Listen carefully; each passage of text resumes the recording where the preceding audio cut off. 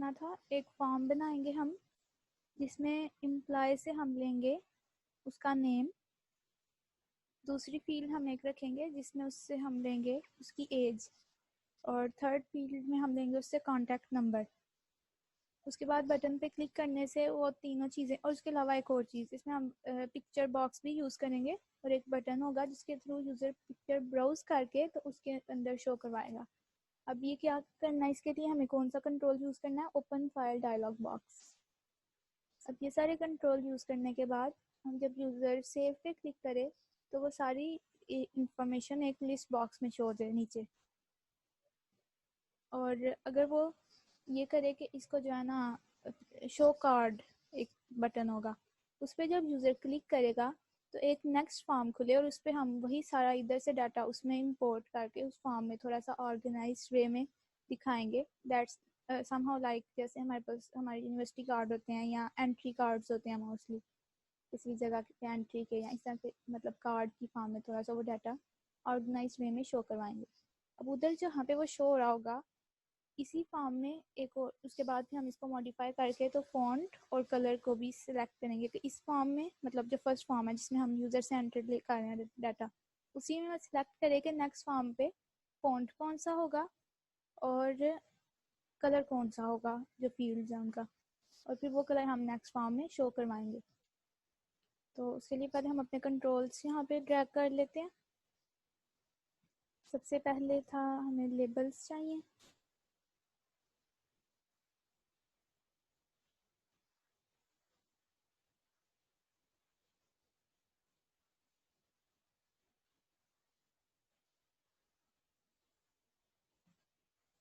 Labels के अलावा एक सिंपल टेक्स्ट बॉक्स चाहिए, एक मास्क टेक्स्ट बॉक्स चाहिए, उसके अलावा हमें कम्बो बॉक्स को भी यूज़ करना है। कम्बो बॉक्स के अलावा हम डेट एंड टाइम पिकर को हमने कल यूज़ किया था, इसको भी यूज़ कर लेते हैं। मतलब यूज़र से उसकी इन्फॉर्मेशन नहीं लेनी है तो डिफरेंट हम फील्ड्स को ले लेते हैं ताकि हमें उन सबको यूज़ करना आ जाए। और उसके अलावा एक और था numeric up down.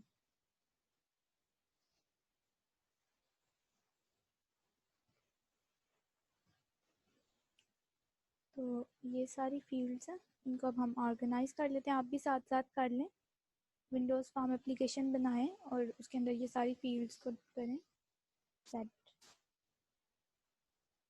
Employ name, user name,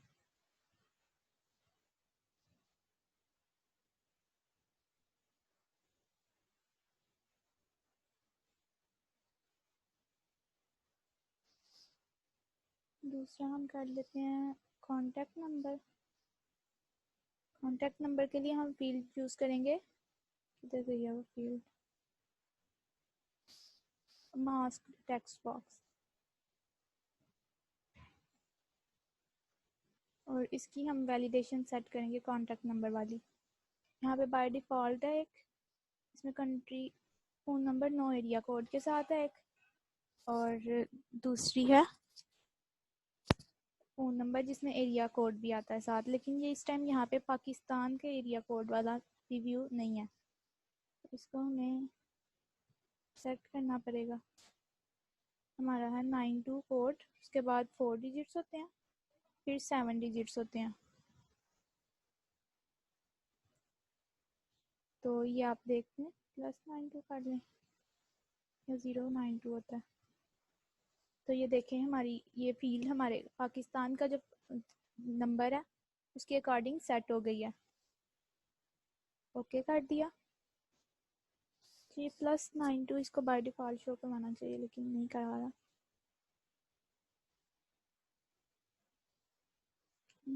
ये वाली कॉन्टैक्ट नंबर के बगैर वाली कर लेते हैं, नो एरिया कोड वाली मैंने सिलेक्ट कर लिया, ठीक है। उसके बाद हमारे पास है ये न्यूमेरिक पिकर, तो इसमें हम लोग यूज़र से ले लेते हैं उसकी एज या सैलरी कर लेते हैं। न्यूमेरिक पिकर में क्या लिया जा सकता है, ईयर्स ऑफ एम्प्लॉयमेंट, या एजुकेशन।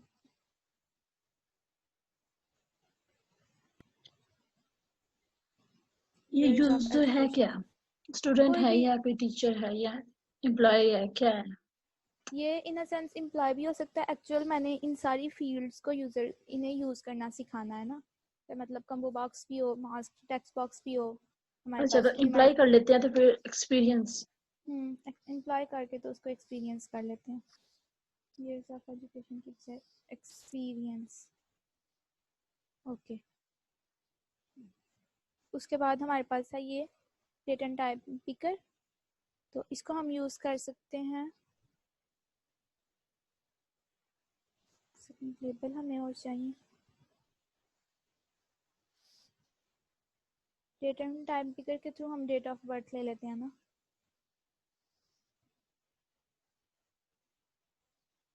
एक चीज़, जब भी हम फॉर्म्स बना रहे होते हैं तो कभी भी यूज़र से, मोस्ट केसेस में फॉर्म्स में कभी भी यूज़र से एज नहीं पूछी जाती, डेट ऑफ बर्थ पूछी जाती है, क्योंकि एज तो चेंज होनी है। अभी आप अगर 25 साल के हैं, नेक्स्ट आप 26 साल के हो जाएंगे, मतलब अब हम तो ऑल टाइम हम जो अपनी डाटाबेस में उसको फिर इंक्रीमेंट तो नहीं कर सकते ना, और हो सकता है कि नेक्स्ट मंथ यूज़र ने जो है ना 22 ईयर्स का हो जाना चाहिए, हो जाना हो मंथ्स और फिर डेज, तो ये सारी चीज़ें हमें,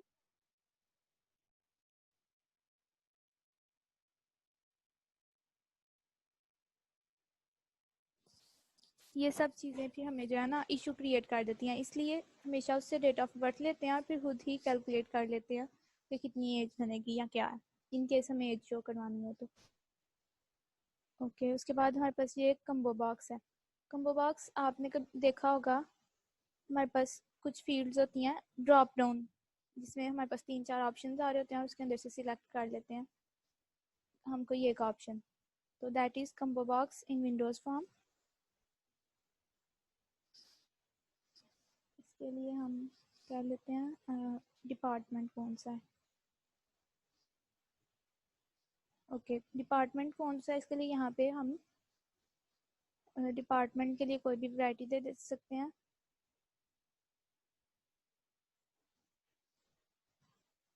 हम दे देते हैं कि कंप्यूटर साइंस डिपार्टमेंट से है एम्प्लॉय, लेट्स से कि वो कोई टीचर है ना, कंप्यूटर साइंस डिपार्टमेंट से है, उर्दू डिपार्टमेंट से है, इंग्लिश डिपार्टमेंट से है, या फिजिक्स डिपार्टमेंट से है।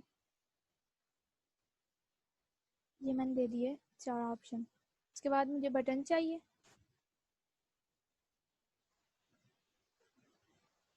ये एक बटन जो इंफॉर्मेशन को ऐड कर देगा, मतलब इधर ही एक लिस्ट बॉक्स में शो करवा देगा, सेव इंफॉर्मेशन।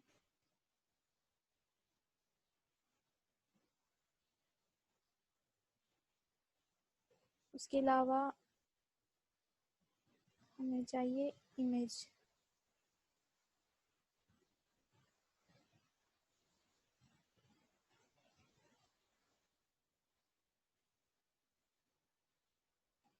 Picture box.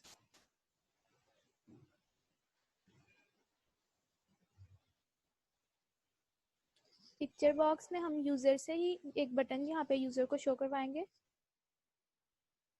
और कहेंगे कि ब्राउज करें, वो कोई अपनी गैलरी से, मतलब लैपटॉप से इमेज किसी फोल्डर से लें और उसको हमने इधर शो करवा देना है, तो उसके लिए भी मुझे बटन चाहिए होगा। इस बटन का हम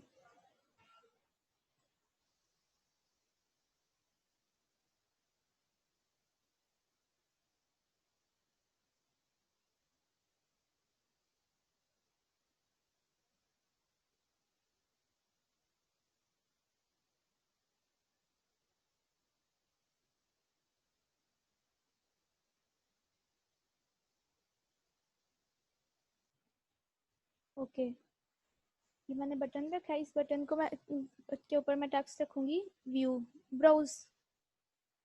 इस पर क्लिक करने से यूज़र अपनी जो है ना फोल्डर से किसी इमेज को ब्राउज करेगा, उसको हमने इस पिक्चर बॉक्स में शो करवाना है।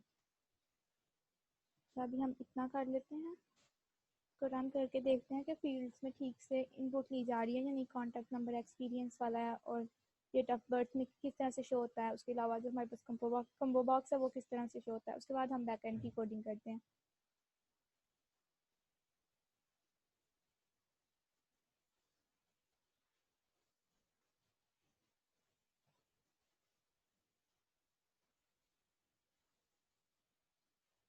फॉर्म का और कंट्रोल्स का आप कलर भी चेंज कर सकते हैं। तो हमने कल वाली क्लास में देख लिया था कि कैसे करते हैं। आप लोगों को मेरी आवाज़ ठीक आ रही है ना? आहिस्ता तो नहीं आ रही?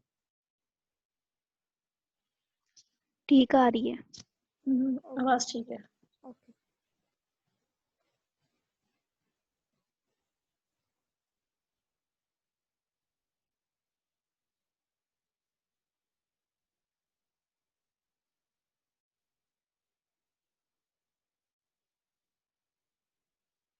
ये देखें, इससे नेक्स्ट भी मैं अब बटन प्रेस कर रही हूँ, लेकिन वो कोई और नंबर एंटर नहीं करने दे रहा, क्योंकि मैंने एग्जैक्ट वही सेंटेक्स रखा है जो हमारे कॉन्टैक्ट नंबर का पाकिस्तान में होता है। बाद यहाँ से मैं अप एंड डाउन कर सकती हूँ। डाउन नहीं आ रहा क्योंकि मिनिमम 0 ही हो सकता है एक्सपीरियंस लेवल।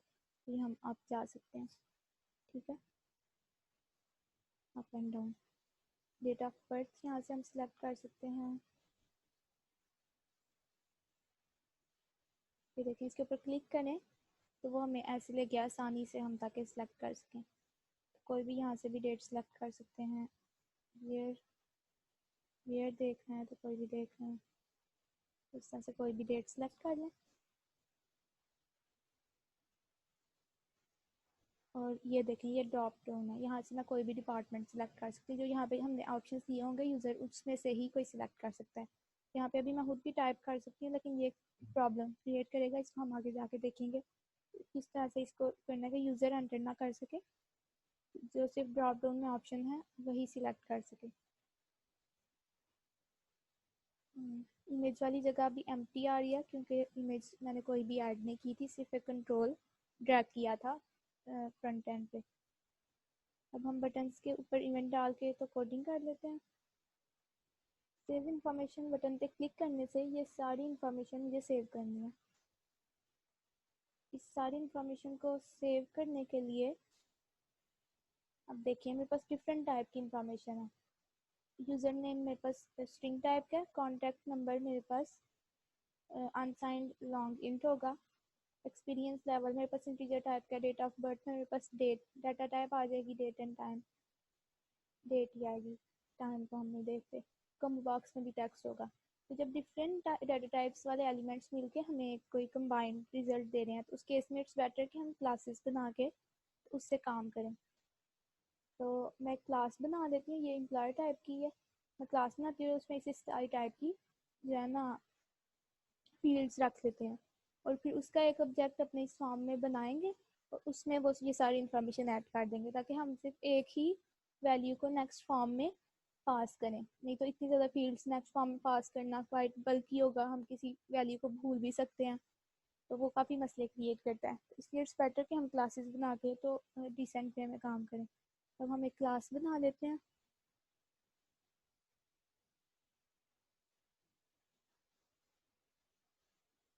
वही अपने प्रोजेक्ट पे राइट क्लिक करें सोल्यूशन एक्सप्लोरर में और ऐड क्लास।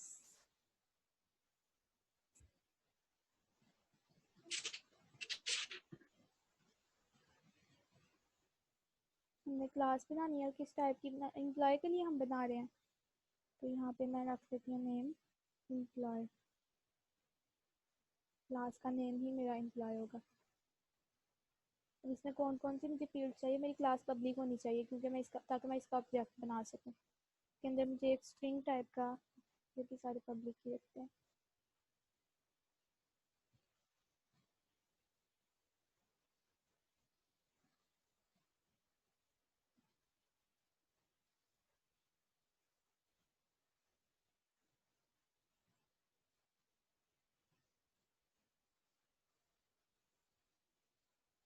स्ट्रिंग टाइप का हो गया था डिपार्टमेंट। उसके बाद मेरे पास इंटीजर टाइप का है। इंटीजर टाइप में मेरे पास क्या था, ईयर्स ऑफ एक्सपीरियंस। फिर मेरे पास है स्ट्रिंग टाइप में ही हम कॉन्टैक्ट नंबर ले लेते हैं। उसके बाद डेट ऑफ बर्थ है।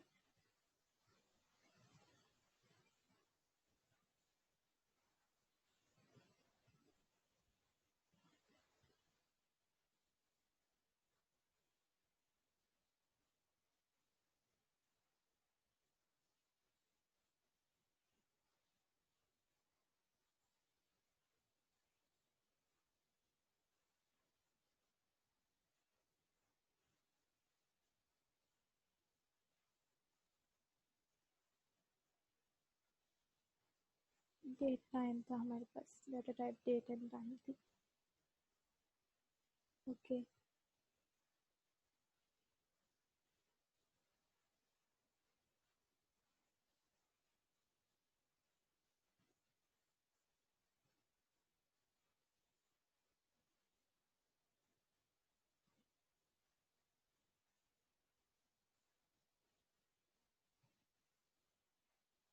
इसमें हम सबको बाय डिफ़ॉल्ट नल दे देते हैं वैल्यूज़। वैसे इस टाइम मैंने ये क्लास में एट्रीब्यूट्स यूज़ किए हैं और अभी कंस्ट्रक्टर के अंदर कोड कर रही हूँ, लेकिन हम एट्रीब्यूट्स की बजाय यहाँ पे प्रॉपर्टीज़ यूज़ करते तो वो ज़्यादा बेटर था। लेकिन इस टाइम मैंने भी प्रॉपर्टीज़ का इसीलिए नहीं बताया कि वो आपके लिए न्यू कॉन्सेप्ट होता और आपको मुश्किल होती, तो हम आहिस्ता आहिस्ता ही सारा करेंगे।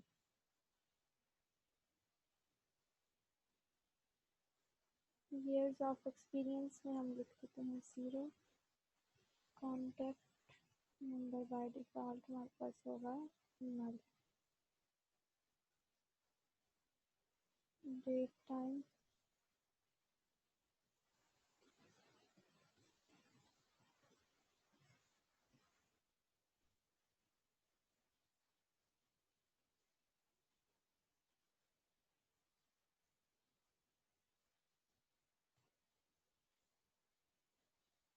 चाहिए। डेट टाइम डॉट नाउ है ना, डेट टाइम हमारे पास डाटा टाइप है और उसके साथ ही हमारे पास इसकी प्रॉपर्टी है एक नाउ।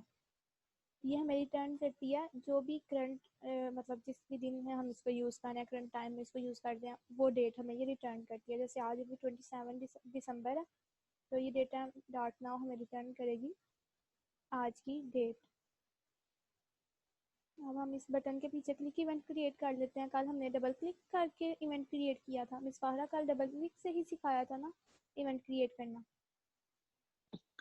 दोनों तरीकों से बताया था, लेकिन किया हमने ना डबल क्लिक से था। ओके मैं इसलिए कह रही थी अगर दूसरे तरीके से नहीं करवाया तो आज मैं वो करवा देती हूँ, लेकिन फिर भी मैं आज वही वाला करवा देती हूँ। ये देखिए ये बटन को मैंने सिलेक्ट किया, यहाँ ऊपर आ रहा है हमारे पास इवेंट्स।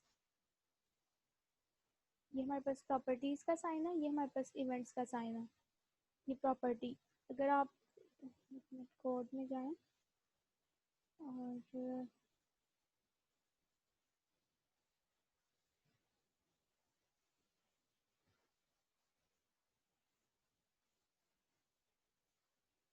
ये देखें, ये आपको इसके साथ भी साइन नज़र आ रहे होंगे।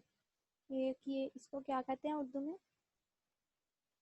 लेंस टाइप का ये जो सिंबल है ना, दैट वो ये सारी प्रॉपर्टीज़ हैं। प्रॉपर्टीज़ के साथ ये सिंबल आता है और जो थोड़ा सा जिगजैग सा जो है ना साइन है वो इवेंट्स के साथ आता है।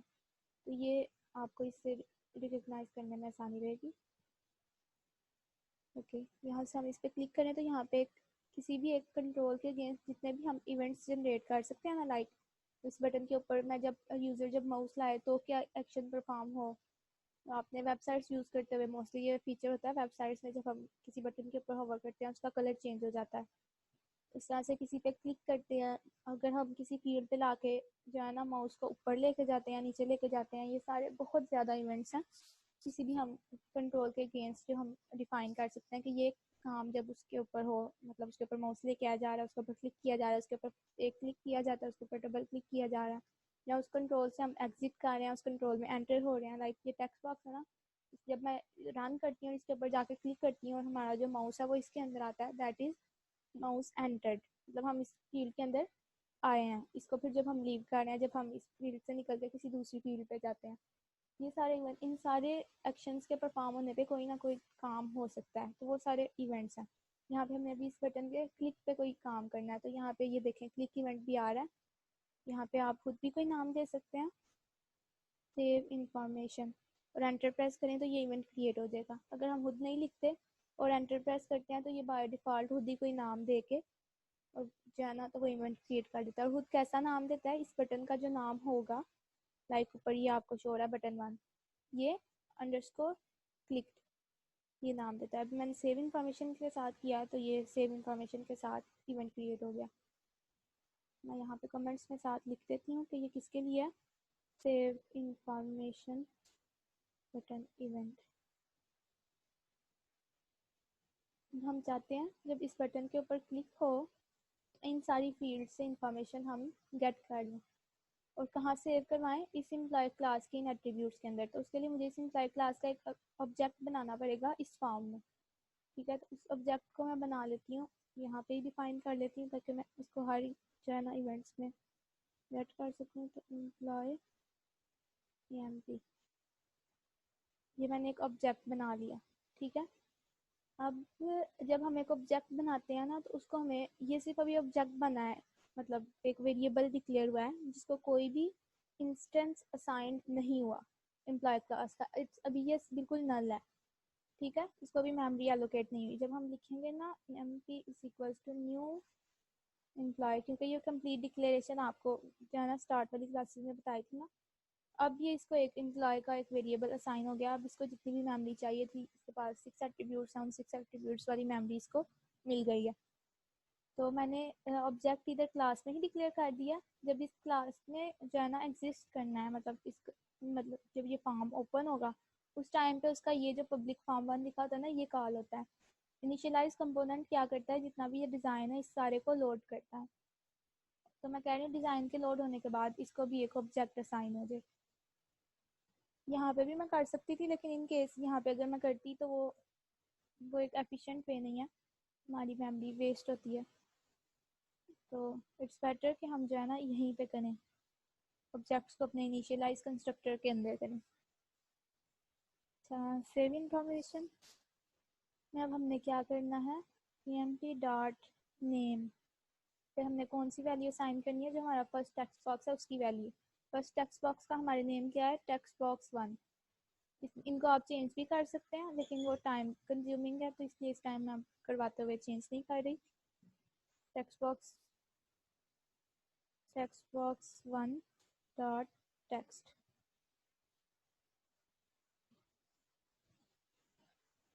टेक्स्ट बॉक्स 1 में जो भी वैल्यू होगी वो इसके पास आ जाएगी, नेम के पास।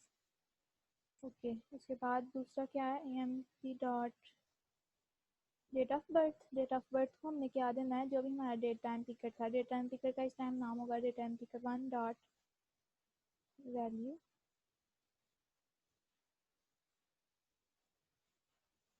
ये हमें जो भी यूज़र ने डेट सेलेक्ट की होगी वो रिटर्न करता है, डॉट वैल्यू वाली प्रॉपर्टी। उसके बाद एम्प्लॉय डॉट डिपार्टमेंट सेट करना था हमने। डिपार्टमेंट सेट करने के लिए अब हम लोगों ने कम्बो बॉक्स से जो यूज़र ने सिलेक्ट किया आइटम, वो वाली आइटम गेट करनी है, ठीक है। तो कम्बो बॉक्स हमारा ये है ड्रॉप डाउन वाला, इसका नेम है कम्बो बॉक्स 1। तो इसको हम नेम देते हैं कम्बो बॉक्स 1 के साथ इसको एक्सेस करते हैं डॉट सिलेक्टेड आइटम। जो यूज़र ने आइटम सिलेक्ट किया हमने वो वाली गेट करनी है, क्योंकि इसके अंदर हमने 4 आइटम्स ऐड किए हैं ना, जो यूज़र सिलेक्ट करेगा हमें उसका टेक्स्ट लेना है। तो ये देखें, ये इसकी प्रॉपर्टी है सिलेक्टेड आइटम, इसको गेट, ये हमें रिटर्न करेगी वो वैल्यू। अब जो इसने रिटर्न करनी है उसकी डाटा टाइप हमारे पास और है कोई, तो उसको हम डॉट टू स्ट्रिंग में कर देते हैं। तो ये हमें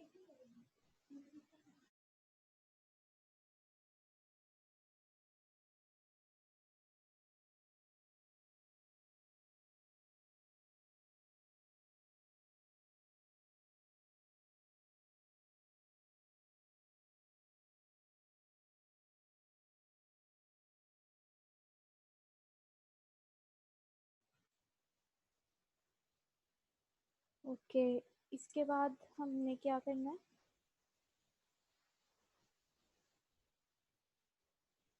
कॉन्टैक्ट नंबर को गेट करना है। कॉन्टैक्ट नंबर के लिए मेरे पास फील्ड थी मास्क टेक्स्ट बॉक्स 1, इसका भी हमने टेक्स्ट भी गेट कर सकते हैं, टेक्स्ट ही गेट करेंगे इसका भी। ओके, इसके अलावा हमारे पास कौन सी फील्ड थी,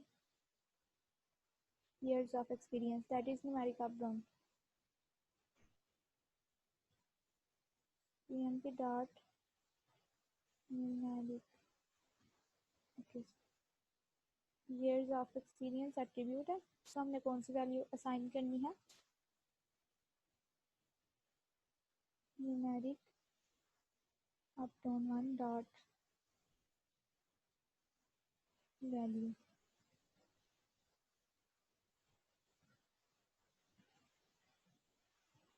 ओके, ये वैल्यू जो है ना ये हमें फ्लोटिंग पॉइंट में डेसिमल टाइप में रिटर्न कर दिया, जबकि ईयर्स ऑफ एक्सपीरियंस हमारा किस टाइप का है, वेरिएबल इंटीजर टाइप का,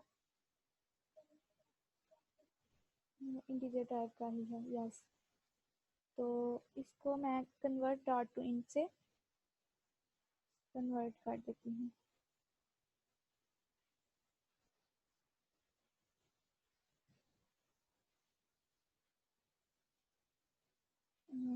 तहरीम, आपने लेफ्ट ज्वाइन किया है? जी मैम। तो अभी आपको समझ आ रही है कुछ अब?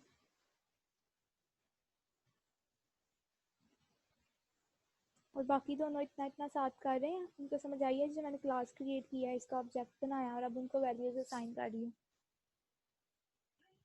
Yes ma'am.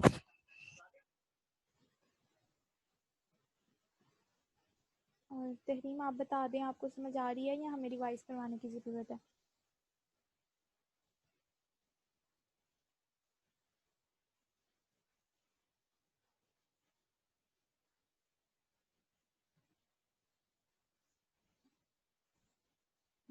ओके, ये सारे हमने इसमें सेव करवा लिए बटन के क्लिक पे। अब इसको शो भी हमने कहीं करवाना है, तो शो करवाने के लिए यहाँ पे हम इस बॉक्स की जगह रिच टेक्स्ट बॉक्स ले लेते हैं। रिच टेक्स्ट बॉक्स, अच्छा रिच टेक्स्ट बॉक्स। और यहाँ पे देखें आजकल हमने कितनी टाइप के टेक्स्ट बॉक्सेस यूज़ किए हैं।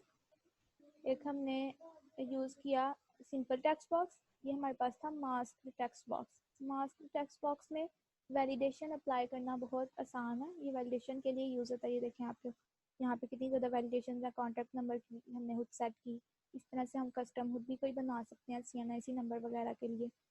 और न्यूमेरिक टाइप को यूज़र को रिस्ट्रिक्ट कर सकते हैं। जब हम कैलकुलेटर बना रहे होते हैं तो उसमें जो हमारे पास फील्ड्स होती हैं उनके लिए हमारे पास में वहाँ पे सिर्फ न्यूमेरिक नंबर्स ही सिर्फ एंटर होने चाहिए, अल्फ़ाबेट्स वगैरह नहीं एंटर होने चाहिए ना। तो उसके लिए हमें कि ये मास्क टेक्स्ट बॉक्स बेस्ट रहता है जब हमने वैलिडेशन अप्लाई करनी हो।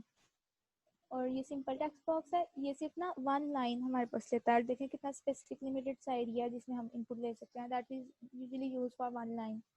टेक्स्ट नेम ले लिया हमने यूज़र से, उसका मतलब फादर्स नेम ले लिया। इस तरह की जो फील्ड्स होती है ना उसके लिए हम सिंपल टेक्स्ट बॉक्स यूज़ करते हैं। अभी मैंने जो इधर ड्रैग किया ये है रिच टेक्स्ट बॉक्स।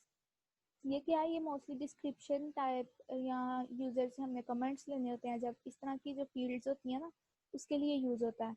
ये मल्टीपल लाइन इसमें कोड हम यूज़ कर सकते हैं, मल्टीपल लाइन्स का ज़्यादा सारा टेक्स्ट हम इसमें शो करवा सकते हैं। अगर इसमें बहुत ज़्यादा टेक्स्ट आ जाए और हमने इसको इतनी सी जगह पे असाइन किया हो तो इसमें ऑटो स्क्रॉल बार आ जाएगी, ठीक है।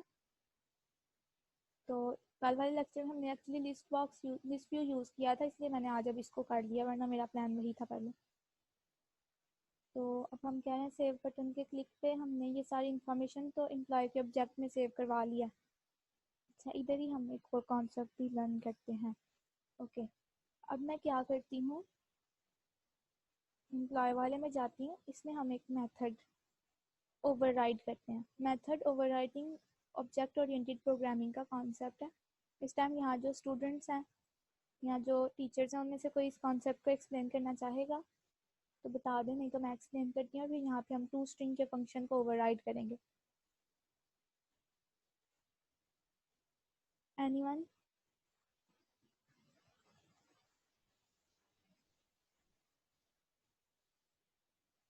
तहरीन को तो ये नहीं आता होगा, उसके लिए बिल्कुल न्यू कॉन्सेप्ट है। तिसाम और इकरा और मिस फाहरा शायद ध्यान नहीं है। मैं यहाँ हूँ। ओके, चलिए मैं एक्सप्लेन कर देती हूँ। देखें अभी हम ये सारी कोडिंग कर रहे थे तो इसमें हमने बहुत से जो है ना चीज़ें हमने देखी कि हम बस एक लफ्ज़ लिखते थे और वो आगे आ जाती हैं उससे रिलेटेड जो फंक्शंस हैं। जो फंक्शंस मैं आपको करवा रही थी, मेथड्स जो मैंने करवाए थे फर्स्ट 2 लेक्चर्स में, तो मैंने आपको बताया था कि हम खुद कैसे कोई मेथड बनाते हैं। उसी तरह से हमारे पास बिल्ट इन मेथड्स भी होते हैं, तो पहले से प्रोग्रामर्स ने जिन्होंने लैंग्वेज बनाई है उन्होंने डिफाइन कर दिए हुए हैं, ठीक है। अब वो मेथड जब हम जाते हैं, उन्होंने अपनी मर्जी की उसके अंदर डेफिनेशन की है, लाइक टू स्ट्रिंग का मेथड है, इसमें ये हर तकरीबन हमारे साथ पास हर एलिमेंट के साथ ये टू स्ट्रिंग का मेथड यूजेबल होता है हर ऑब्जेक्ट के साथ। इसकी कोई कस्टम हमने डेफिनेशन नहीं की हुई, इसकी डेवलपर्स जो लैंग्वेज के डेवलपर्स हैं उन्होंने ही डेफिनेशन कर दी है कि ये क्या रिटर्न करेगा। ठीक है, ये हमारे पास हमारे जितने भी ऑब्जेक्ट्स, जिस भी ऑब्जेक्ट के साथ कॉल होता है उसको स्ट्रिंग टाइप में कन्वर्ट करके तो रिटर्न करता है। अब उसके अंदर लाइन ऑफ कोड तो कोई यूज़र नहीं लिखा होगा ना। मेथड्स की पहचान क्या है, उनके आगे ब्रैकेट्स लगी होती हैं। ठीक है, अब मैं चाह रही हूँ कि मैं जब emp डॉट इम्प्लाई को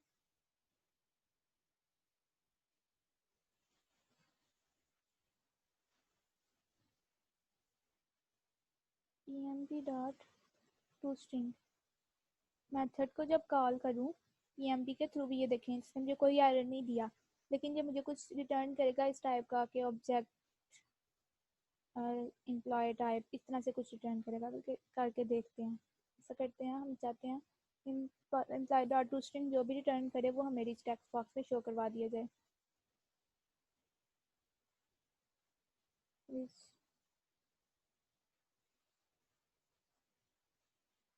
text box one dot text में क्या शो हो जाए, जो भी हमें employ dot to string return करे। उसके बाद फिर हम देखते हैं ये क्या रिटर्न कर रहा है। अगर ये हमारी मर्जी की चीज़ ना रिटर्न कर रहा हुआ तो फिर हम इसको चेंज करेंगे। एक मिनट,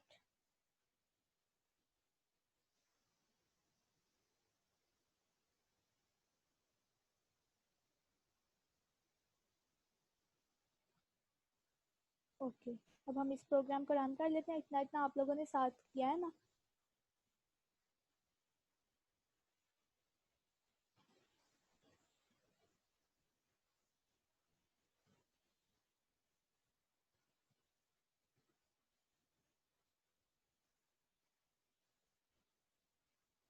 ये मैंने कॉन्टैक्ट नंबर की फील्ड वैलिडेशन चेंज कर दिया दोबारा दिखाते हुए।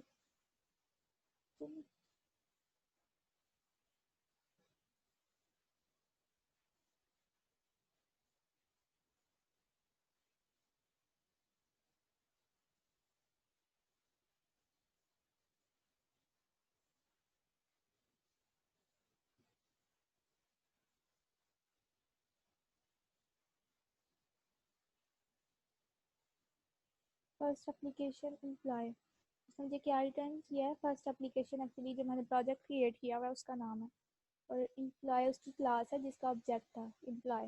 emp जिसका ऑब्जेक्ट था ना उस क्लास का नाम है एम्प्लॉय। तो इसने मुझे क्या रिटर्न किया है, प्रोजेक्ट नेम डॉट एम्प्लॉय। तो इसने तो मुझे मेरी मर्ज़ी की चीज़ रिटर्न नहीं की। मैं तो चाह रही हूँ कि ये ना कोई कस्टमाइज में मतलब लेबल्स के साथ वाला कोई टेक्स्ट इस तरह से शो करवाए जो डिफाइन, जो सारा हमें जितनी भी फील्ड्स में नेम डीओबी में सेव है कॉन्टैक्ट, वो सारा शो करवा दे। तो उसके लिए अब मैं टू स्ट्रिंग के मेथड को ओवरराइड करूँगी, मतलब उसकी अपनी मर्ज़ी की डेफिनेशन करूँगी। To string actually built in method है जिसको हमने ओवरराइड करना है।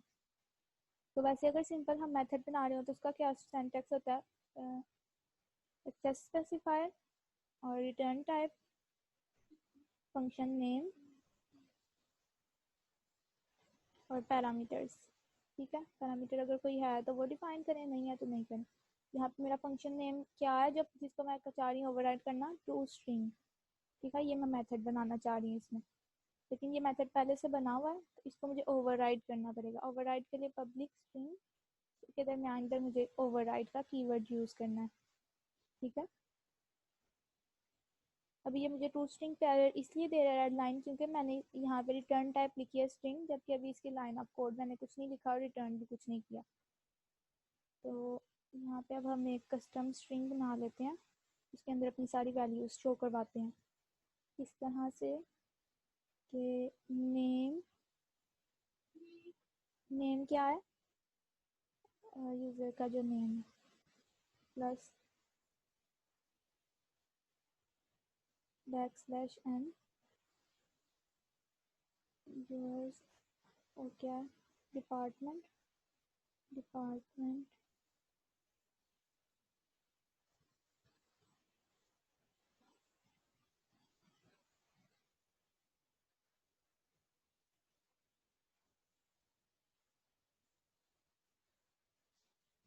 years of experience years of experience के वेरिएबल पे जो वैल्यू है वो शो करवा दो। उसके बाद डेट ऑफ बर्थ। अच्छा, अब ये डेट ऑफ बर्थ है, इसकी बजाय मैं चाहती हूँ कि यूज़र की एज शो हो, तो मैं यहाँ पे कर देती हूँ एज। अब इसके लिए मुझे क्या करना पड़ेगा, टीओबी वेरिएबल में जो भी वैल्यू है उसको माइनस करना पड़ेगा करंट जो हमारे पास date and time dot now, current जो डेट है उसमें से, तो डेट टाइम डॉट नाउ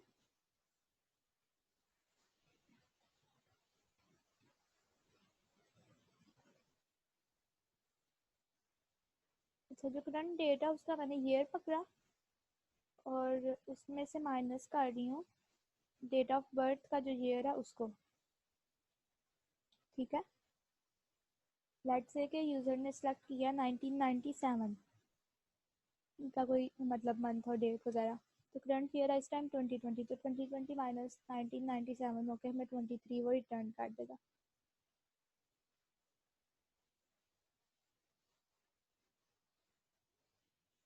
ठीक है, अभी और भी हमारे पास फील्ड है and that is contact number.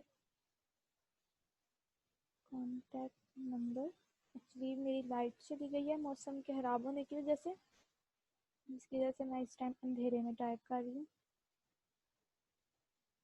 Okay, ऊपर वाली ये पूरी लाइन में इस टाइम मुझे एरर दे रहा है, और एरर क्यों दे रहा है,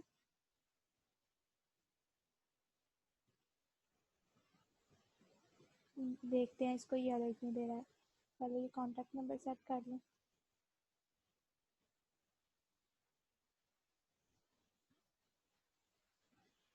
ओके, ये सारा आपने देख लिया है ना, इसको अब मैं एक लाइन में कर दूँ, उसके बाद ये पहले एरर फिक्स कर लेते हैं फिर एक लाइन को करते हैं। देखें ये एरर कह रहा है operator minus can not be applied to operands of type string and int. Actually ये देखें ना, ये सारी स्ट्रिंग बनती आ रही है, लेकिन जो ईयर और ईयर्स हैं ये दोनों फील्ड्स बीच में इंटीजर टाइप्स के हैं जो कि माइनस हो रही हैं, तो वो इस वजह से जाना कन्फ्यूजन क्रिएट हो रही है इस सारे में। तो मैं इसको ब्रैकेट में कर देती हूँ इस पूरी को, मतलब ये कि ये पहले माइनस हो और उसके बाद यहाँ पे जो है ना इस पूरी स्ट्रिंग में कनकैटिनेट हो जाए। तो देखें उसका एरर ख़त्म हो गया।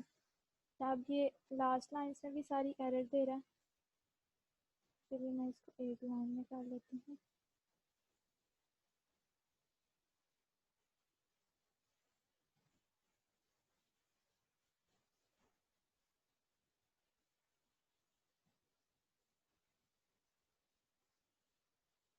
सॉरी, एक लाइन पे करने की बजाय यहाँ पे हम प्लस लगा देते तो भी एरर नहीं हो।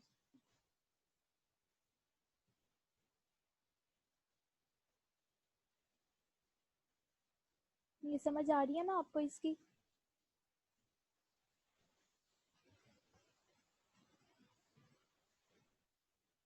इतने कोड की समझ आ गई है आपको? इस फंक्शन में मैंने क्या किया, जितने भी मेरे पास फील्ड्स थी उन सब की मतलब एक स्ट्रिंग टाइप बना लिया, जैसे कि name is equals to this name, department is equals to this department, जो भी यूज़र ने एंटर किया हुआ है डिपार्टमेंट मुझे वो रिटर्न करेगा। ठीक है, और इस तरह से ईयर्स भी और एज भी और कॉन्टैक्ट नंबर भी सेट कर लिया, और फिर उस फंक्शन के थ्रू मैंने क्या कर दिया कि रिटर्न कर दो ये वाली स्ट्रिंग। अब मैं क्या करती हूँ, यहाँ पे आप देखें एम्प्लॉय डॉट टू स्ट्रिंग को मैंने कॉल किया ही है ना।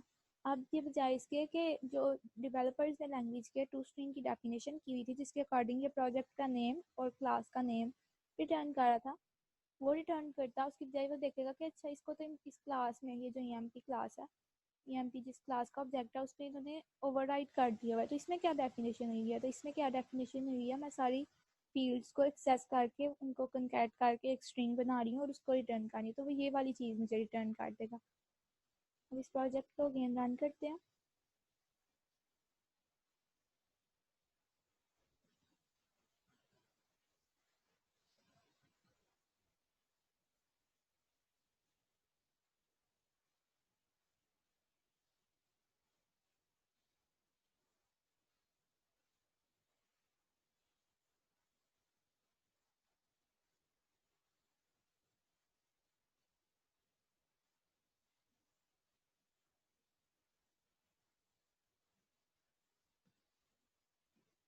ये देखें मैंने इस तरह से स्ट्रिंग सेट की थी ना, नेम, और नेम के आगे मैंने वेरिएबल जो नेम था वो सेट कर दिया था, उसमें वैल्यू आ गई है इस टेक्स्ट बॉक्स वाली, तो वो शो करवा दिया और इस तरह से ये सारा टेक्स्ट यहाँ पे शो हो गया।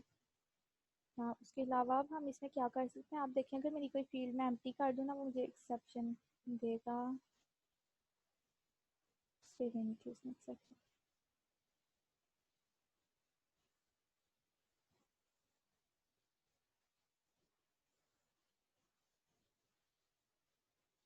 मुझे एक दफ़ा वैल्यू सेट हो गई है जिसकी वजह से उसने एक्सेप्शन नहीं दी, यही वजह है। ओके, एक्सेप्शन हैंडलिंग को देख लेते हैं। आप चलिए मुझे कुछ एक्सेप्शन सेट करने देंगे।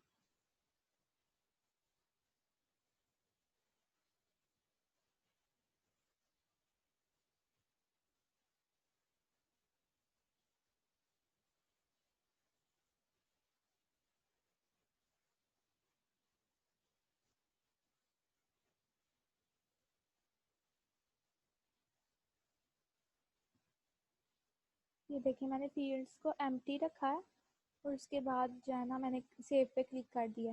तो एक्चुअली तो देखें यूज़र ने कोई कॉम्बो बॉक्स से आइटम सिलेक्ट ही नहीं की हुई, तो इसने मुझे क्या रिटर्न कर दिया, मतलब एक्सेप्शन दे दी। वो देखें मुझे एरर ले आया, प्रोग्राम उसने रनिंग फॉर्म को पीछे चला ले गया और यहाँ पे मुझे वो ले आया और क्रॉस का साइन दे रहा है, हाईलाइट कर रहा है लाइन को और साथ एक्सप्लेन भी कर रहा है विजुअल स्टूडियो के एरर क्या है, system null reference exception, object reference not set to an instance of the object.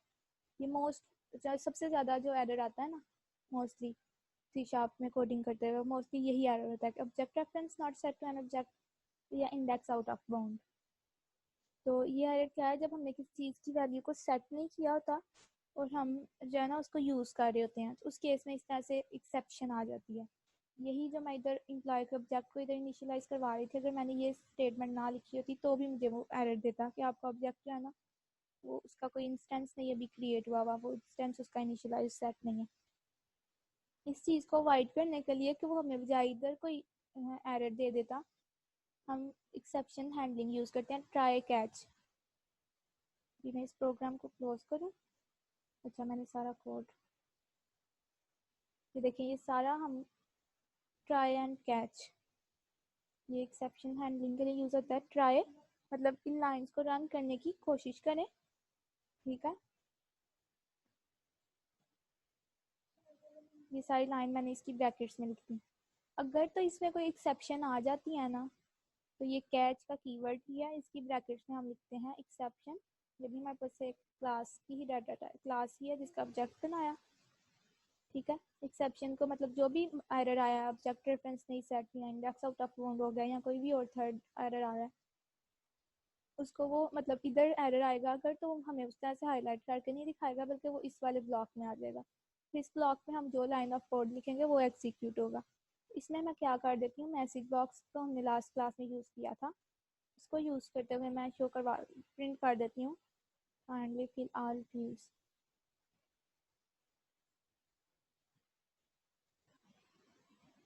ठीक है, फील्ड्स केयरफुली, ठीक है, और रिटर्न मतलब इस फंक्शन से बाहर आ जाए। तो ये मैंने कर दिया। इसका एक थर्ड पार्ट भी होता है फाइनली, मतलब ट्राई या कैच का जो भी काम हुआ है, मतलब अगर कोई एक्सेप्शन आ गया है तो वो सारा काम करने के बाद उसको एरर मैसेज शो करने के बाद कोई भी इधर जो काम हम करना चाहते हैं वो कर सकते हैं, लेकिन इधर अभी फ़िलहाल फाइनली वाले पोर्शन की ज़रूरत नहीं है। अब इसको रन करते हैं।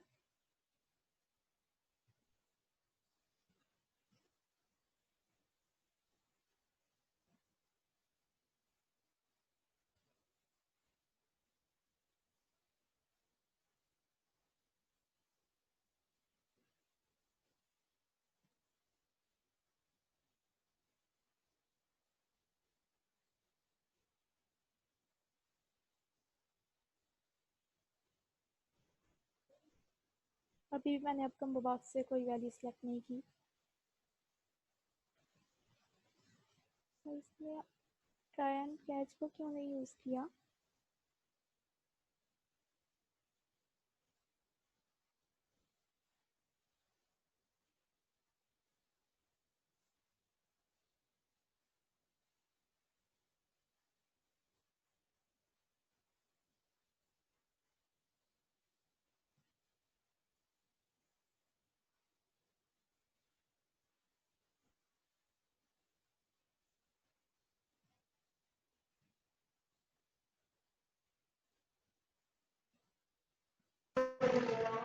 क्लिक इवेंट, इसको ना पूरे क्लिक इवेंट के ऊपर आप ट्राई कैच में रख के देखिए तो क्या करें। पूरा क्लिक इवेंट ही ट्राई कैच में है।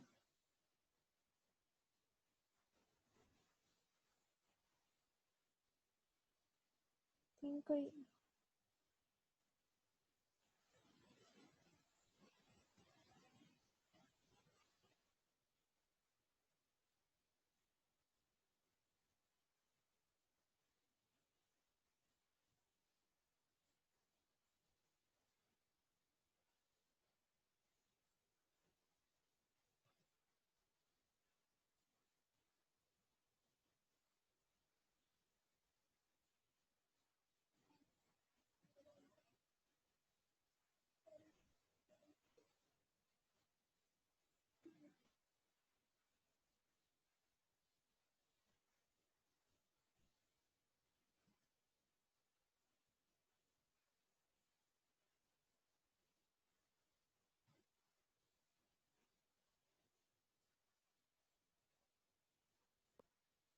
Try to remove, return remove करके देख लें एक दफा। नहीं, उसका मसला नहीं है। ये कोई और मसला है। आप में से किसी ने ये कोड किया है? यहाँ तक कोई पहुंचा है?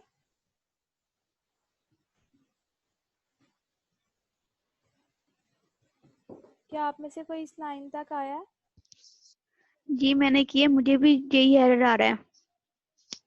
ऐसा होना तो नहीं चाहिए, मतलब ट्राई कैच में ये क्यों नहीं एक्सेप्शन को कैच कर रहा?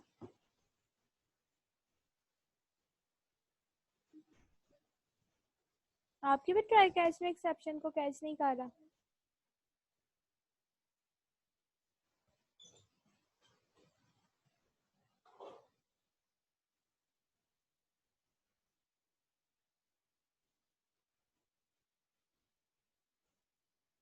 इकरा, आपके भी ट्राई कैच में एक्सेप्शन को कैच नहीं कर रहा ये? जी नहीं कर रहा, मुझे भी यही एरर शो हो रहा है। ऐसा होता तो नहीं। चलिए अभी हम इसको भी कर लेते हैं पहले इफ के थ्रू ना। फिलहाल हम ये चेक कर लेते हैं कॉम्बो बॉक्स।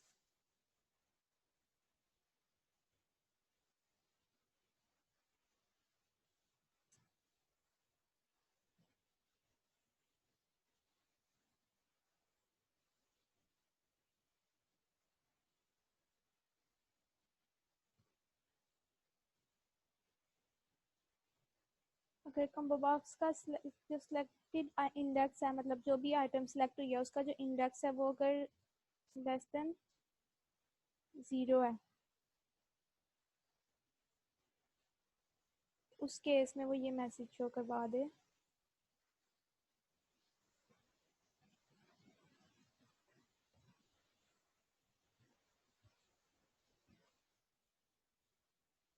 एल्स एल्स के केस में वो वैल्यू सेट कर दे। ट्राई एंड कैच का तो बाद में देखते हैं, इसको कमेंट करते हैं। अच्छा भला तो ये हमेशा चलता है।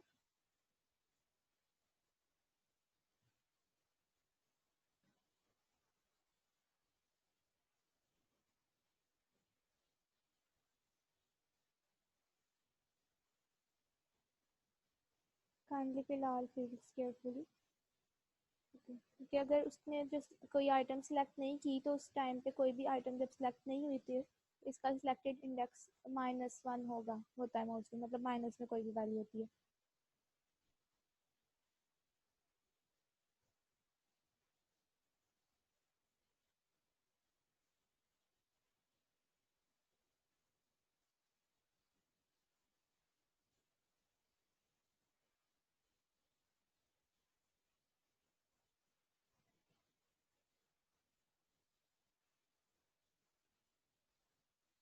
अब ये इसने मुझे इन्फॉर्मेशन शो करवा दी है, तो अब हम 10 मिनट्स की ब्रेक लेते हैं और उसके बाद जो है ना इमेज को देखते हैं कि किस तरह से इमेज को ब्राउज करना है और उसे सेट करना है इस पिक्चर बॉक्स में।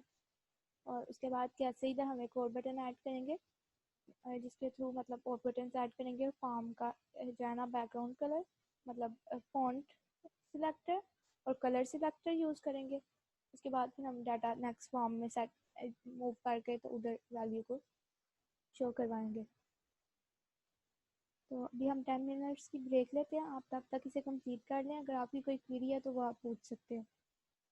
मैं स्क्रीन शेयरिंग ऑफ करके तो खुद को म्यूट कर रही हूँ, लेकिन मैं मीटिंग में ही हूँ।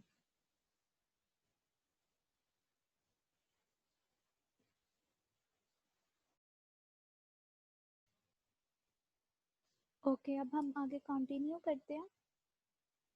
सब इधर ही है ना, और जितना काम हो चुका है उतना कर लिया होगा होपफुली आप लोगों ने। तो अब हम आगे चलते हैं। अब हम चाहते हैं कि जब यूज़र ब्राउज़ के बटन पे क्लिक करे तो एक फाइल डायलॉग ओपन हो। फाइल डायलॉग अब क्या है कि एक सेकेंड,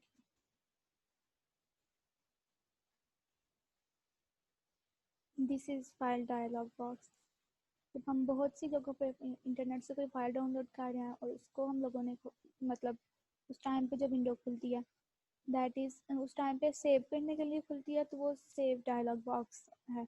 इस टाइम पे कोई ओपन करने के लिए जब हम इस विंडो को खोलते हैं जिसके थ्रू हम अपने दिस पीसी में जितने भी फोल्डर्स हैं उसको एक्सेस कर सकते हैं और उसके अंदर से कोई भी फाइल सिलेक्ट कर सकते हैं, that is a file dialog. अगर हम उसे ओपन करने के लिए खोलते हैं तो उसके लिए हम सी शार्प में यूज़ करते हैं ओपन फाइल डायलॉग बॉक्स। और अगर हमने किसी फाइल को सेव करने के लिए खोलना है तो उसके लिए हम save file dialog box use करते हैं। तो अब हम चाहते हैं कि ये जब बटन क्लिक हो तो उस तरह से एक विंडो अपेयर हो जिससे यूज़र इमेज सेलेक्ट करे, उसको हमने इस इमेज बॉक्स में शो करवाना है। बटन पे क्लिक इवेंट ऐड करते हैं, डबल क्लिक करती हूँ मैं तो ये इवेंट क्रिएट हो गया। इसमें क्या करना है, browse an image from, okay. अब इसके भी दो मेथड्स हैं, लेकिन अभी मैं आप लोगों को जो है ना आसान वाला करवाती हूँ, फिर नेक्स्ट हम कोडिंग से भी देखेंगे। टूल बॉक्स में ही जाएँ तो ये टूल बॉक्स में हमारे पास बहुत तरह के कंट्रोल्स हैं। आर विंडोज़ फॉर्म कंट्रोल्स, फिर जो कॉमन कंट्रोल्स हैं, जो हमारे पास कंटेनर्स हैं, मतलब कंटेनर्स वो कंट्रोल्स हैं जिनके अंदर हम बाकी कंट्रोल्स को प्लेस कर सकते हैं, ऐड कर सकते हैं। तो हमारे पास मेन्यूज़ एंड टूल बार्स हैं। जब हम एप्लीकेशंस बहुत सी बनाते हैं उसके अंदर हमारे पास जो है ना डिफरेंट टाइप के मेन्यूज़ होते हैं। तो जैसे अभी हमने विजुअल स्टूडियो खोला हुआ है तो इसके अंदर भी हमारे पास टूल बार भी है और मेन्यू बार भी है। तो वो वाले जो कंपोनेंट्स हैं वो मेन्यूज़ एंड टूल बार के अंदर आते हैं। फिर हमारे पास दूसरे कुछ कंपोनेंट्स हैं, इवेंट हैंडलर्स हैं, इमेज लिस्ट है, पॉइंटर है। प्रिंटिंग के लिए जो कंपोनेंट्स यूज़ होंगे वो हैं ये आ गए डायलॉग्स। अभी हमने अब डायलॉग्स को एक्सप्लोर करना है। हमें कलर डायलॉग को यूज़ करना है, फ़ॉन्ट डायलॉग को यूज़ करना है and save open file dialog को यूज़ करना है। मैंने आपको सेव फाइल डायलॉग का भी बताया ना, सेव डायलॉग बॉक्स, ये सेव फाइल डायलॉग उसके लिए यूज़ होता है जब हमने यहाँ से कोई इमेज गैलरी में अपनी फाइल्स में सेव करनी है। तो अच्छा, ये वो कंट्रोल्स हैं जो हमें यहाँ पे फ्रंट एंड पे शो नहीं होते, लेकिन ये यहाँ नीचे शो होंगे। हम इसको ड्रैग कर लेते हैं यहाँ पे, ओपन फाइल डायलॉग को यहाँ पे मैंने ड्रैग किया, लेकिन ये फॉर्म में कहीं पे भी शो नहीं हुआ, लेकिन यहाँ ये नीचे शो हो रहा है क्योंकि ये फॉर्म्स एज सच इनका फ्रंट एंड पे कोई काम नहीं है। ये एक्चुअली किसी ना किसी इवेंट के जनरेट होने पे ही हम इनके थ्रू कुछ एक्शंस परफॉर्म करते हैं। दैट्स वाई ये हमारे यहाँ पे फ्रंट पे नहीं आते, ये पीछे ही आ रहे हैं क्योंकि इन्होंने भी कोई ना कोई विंडो ही खोलनी है। और इसका नाम क्या है इस टाइम, ओपन फाइल डायलॉग 1। अब हमने ये जो बटन क्रिएट किया है इस पर हम क्या करते हैं, ओपन फाइल डायलॉग बॉक्स 1 जो ऑब्जेक्ट है उसके थ्रू हम क्या करते हैं, शो डायलॉग। शो डायलॉग एक मेथड है जो वो मैं विंडो आपको दिखा रही थी ना, जिसके थ्रू हम अपने सारे फोल्डर्स और उनकी फाइल्स को एक्सेस कर सकते हैं, वो फोल्डर खोलता है। उसके बाद मेरे पास है, मैं चाह रही हूँ ये क्या होगा, बटन पे यूज़र क्लिक करेगा तो वो फाइल खुल जाएगी, वो विंडो खुल जाएगी। जब भी वो विंडो खुली होती है तो बैक पे हम एप्लीकेशन पे कुछ भी नहीं कर सकते, उसको क्लोज करें तो ही कुछ सेलेक्ट करते हैं। अभी हम सपोज करते हैं कि यूज़र जब खोलेगा तो वो किसी इमेज टाइप को ही लेके तो मतलब ले के उसको क्लोज करेगा। तो जब वो किसी इमेज टाइप को ले लेता है उसके बाद हमने उस इमेज को कहाँ शो करवाना है, इसके अंदर। ये है picture box 1। Picture box 1 dot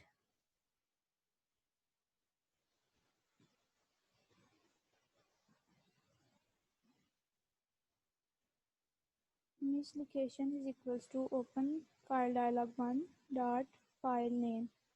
मतलब यूज़र जो भी इधर से फाइल सिलेक्ट करेगा ना, उस फाइल का नाम विद द कंप्लीट पाथ वो आ जाता है फाइल नेम ऑब्जेक्ट के पास। तो मैंने क्या कह दिया कि इस डायलॉग बॉक्स में जो इमेज शो करवानी है उसकी लोकेशन कौन सी सिलेक्ट कर दो, जो ओपन फाइल डायलॉग बॉक्स से यूज़र ने जो आइटम सेलेक्ट किया उसके फाइल नेम के थ्रू हम उसके एड्रेस को एक्सेस कर रहे हैं, मतलब वो वाली लोकेशन सेट कर दो।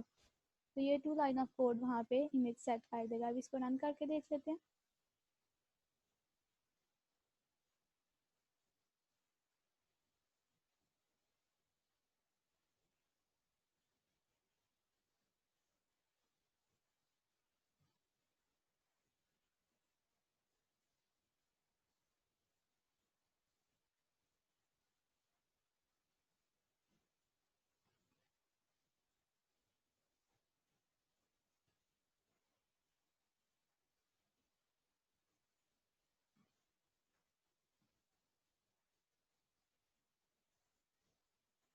ब्राउज के बटन पे क्लिक करें तो ये वाइड पार्ट इसमें डॉक्यूमेंट्स खोलें।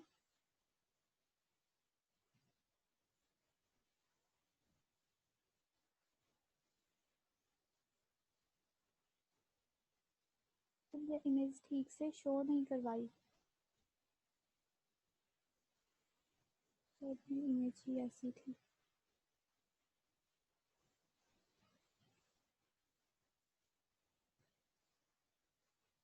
अच्छा, एक्चुअली इसने इमेज ठीक से शो ही नहीं करवाई। वो वाली इमेज इस तरह से इसलिए शो हुई थी क्योंकि उसका बैकग्राउंड ट्रांसपेरेंट था। वजह इमेज के इस तरह से शो होने की ये है कि इसकी इमेज वाले जो बॉक्स है ना, इसकी प्रॉपर्टीज़ हमें चेंज करनी पड़ेंगी कुछ के, मतलब जो भी इमेज यूज़र सेलेक्ट करे वो इसी एरिया में स्ट्रेच होके शो, क्योंकि इमेजेस के तो डिफरेंट साइज़ होते हैं, डिफरेंट साइज़ की इमेज होती है, लेकिन इमेज हमारी जो भी यूज़र सेलेक्ट करे वो इसी बॉक्स के अंदर एडजस्ट होनी चाहिए। तो उसके लिए हमें इसकी प्रॉपर्टीज़ को कुछ चेंज करना पड़ेगा। प्रॉपर्टीज़ को भी चेंज करते हैं, इसका कुछ बॉर्डर भी बनाते हैं, क्योंकि जब हम इसको रन कर रहे हैं तो देखें वो एरिया बिल्कुल ही प्लेन आ रहा है। तो ये बॉर्डर स्टाइल से हम इसका बॉर्डर सिलेक्ट कर लेते हैं। ये देखें अभी बॉर्डर आ रहा है अब इसका, और इमेज कोई नहीं है। इसके अलावा ये बैकग्राउंड इमेज लेआउट यहाँ से हम कर लेते हैं स्ट्रेच्ड।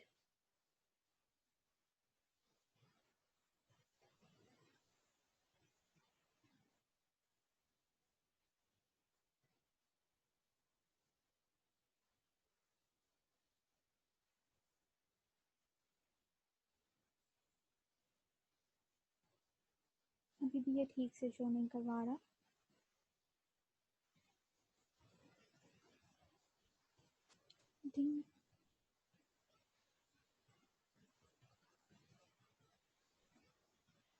एक और कंट्रोल भी था जिसको हमें चेंज करना पड़ेगा।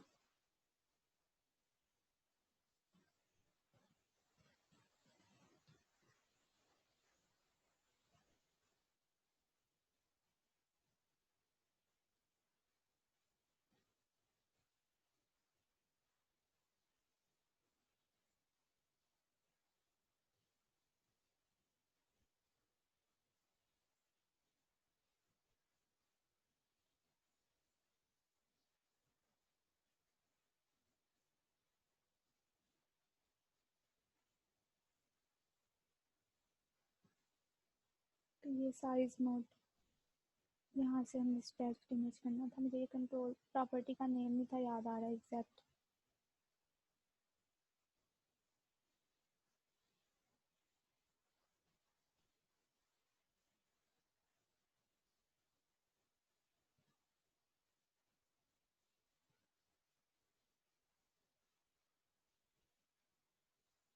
ये देखें इमेज हालांकि अभी मेरी ये थोड़ी सी, मतलब इसकी इमेज की लेंथ ज़्यादा थी, लेकिन मैंने स्ट्रेच मोड में इसको कर दिया तो वो बिल्कुल ही स्ट्रेच होकर उस बॉक्स के अंदर फिट हो गई है।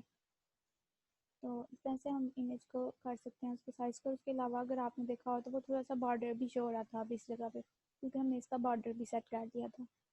और सेव इंफॉर्मेशन से भी सारी इंफॉर्मेशन शो हो जाएगी। तो इतना काम हो गया। अब इसके अलावा हमें क्या करना था, अब हमने इस सारे को नेक्स्ट जो है ना एक दूसरे फॉर्म में इस सारे डाटा को मूव करके उसमें थोड़ा सा ऑर्गेनाइज्ड वे में इसको शो करवाना है। तो अब इस चीज़ को कर लेते हैं हम। उसके लिए इमेज का पाथ भी मुझे मेरे पास होना चाहिए क्योंकि मैं इमेज भी शो करवाना चाह रही हूँ नेक्स्ट फॉर्म पे। तो इमेज का जो पाथ है उसकी हम डाटा टाइप देख लेते हैं कि कौन सी है और उस डाटा टाइप का ऑब्जेक्ट बना लेते हैं अपनी एम्प्लॉय क्लास के अंदर। अच्छा देखें ये फाइल डायलॉग बॉक्स मैंने इसके ऊपर कर्सर लेके गई हूँ ना, तो इसने मुझे इसकी यहाँ पे कंप्लीट डेफिनेशन प्रोवाइड कर दी है। That is the way video studio ना हमें थोड़ा सा इन अ सेंस हमारी जो मेमोरी है उसको वीक भी करता है कि चीज़ें याद नहीं रहती, क्योंकि ये बस हम एक डॉट लगाते हैं या कर्सर लेके जाते हैं वो हमें कम्प्लीटली उसकी डेफिनेशन प्रोवाइड कर देता है। तो जैसे ये फाइल नेम के ऊपर मैं कर्सर लेके आई, इसकी रिटर्न टाइप क्या है, स्ट्रिंग। तो इसका मतलब मुझे एक स्ट्रिंग टाइप का ऑब्जेक्ट एट्रीब्यूट और बनाना पड़ेगा इसके अंदर जो उसकी इमेज के एड्रेस को ले। पब्लिक स्ट्रिंग इमेज, ठीक है। और जब यूज़र इस पर क्लिक कर रहा है तो इमेज उसके अंदर शो करवाने के साथ साथ emp डॉट इमेज के अंदर भी यही एड्रेस सेव करवा दो, ठीक है। ये काम तो हो गया। ओके, अब इस फॉर्म के अंदर ज़्यादा काम और करेंगे, वही कलर वाला और फॉन्ट वाला, तो वो ज़्यादा ही जो है ना बल्कि हो जाएगा यही फॉर्म। तो अब हम एक न्यू फॉर्म बनाते हैं और इस फॉर्म के अंदर सिर्फ एक और बटन अब लगाते हैं जिस पे क्लिक करने से वो वाला फॉर्म ओपन हो जाए। उस ओपन फॉर्म के अंदर हम जो है ना अपने एम्प्लॉय वाला ऑब्जेक्ट पास करेंगे जो इसके अंदर बनाया हुआ है ना हमने फॉर्म 1 के अंदर, क्योंकि उसके पास उस ऑब्जेक्ट के पास अब सारी इन्फॉर्मेशन आ चुकी है, ठीक है, जितनी भी यूज़र ने एंटर की थी। फिर उसके थ्रू उसी ऑब्जेक्ट को वहाँ पास करके तो वो सारी इन्फॉर्मेशन हम उस फॉर्म में एक्सेस करके वहाँ प्रिंट करवा देंगे, मतलब शो करवा देंगे लेबल्स के थ्रू और इमेज के थ्रू।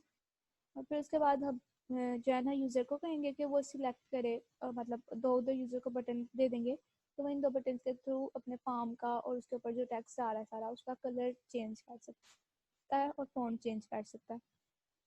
तो उसके लिए हमें एक फॉर्म पहले ऐड करना पड़ेगा। उसके लिए राइट क्लिक करें प्रोजेक्ट के ऊपर, ऐड में हमने न्यू विंडोज़ फॉर्म ही ऐड करना है, तो यहाँ से न्यू विंडोज़ फॉर्म हम ऐड कर लेते हैं। इसका नाम बाय डिफ़ॉल्ट फॉर्म 2 आ रहा है तो वही रख लेते हैं।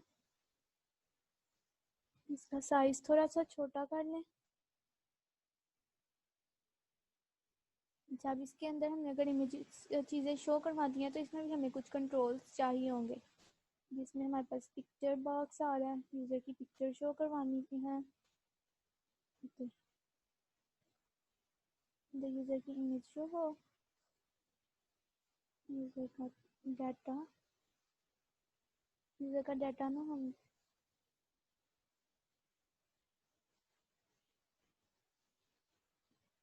बीच टेक्स्ट बॉक्स में शो करवाते हैं। फिर लेबल ही ले लेते हैं।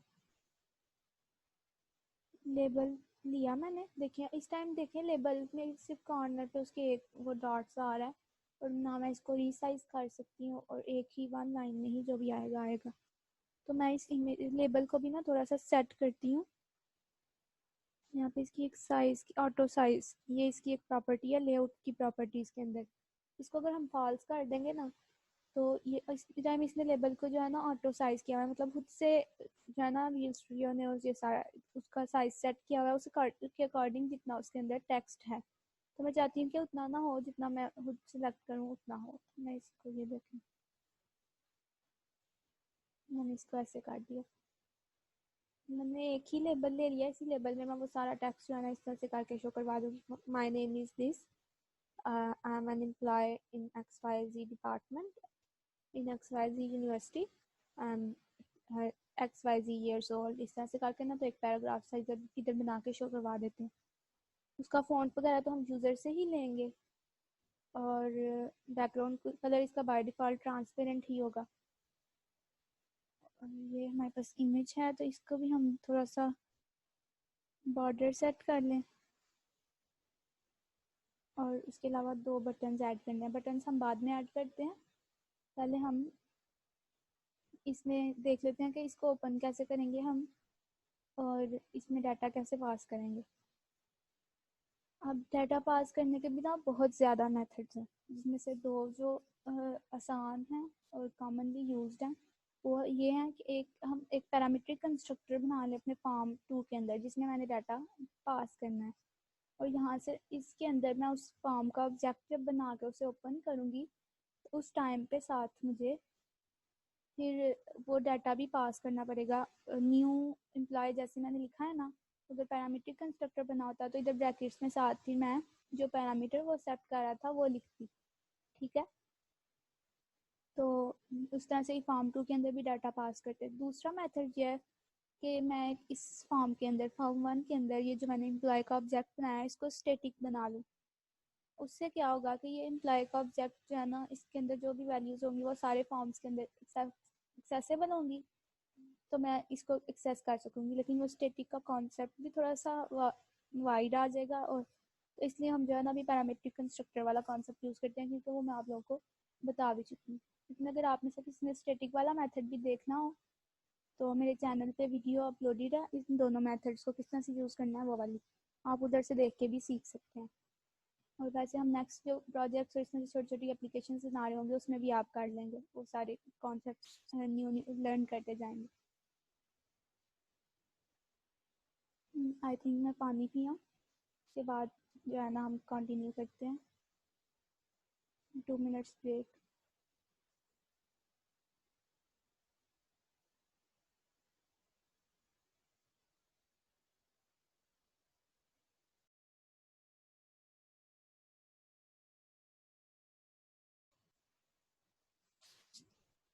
ओके, अभी तक हमने जितना किया था उतना आप लोगों ने कर लिया?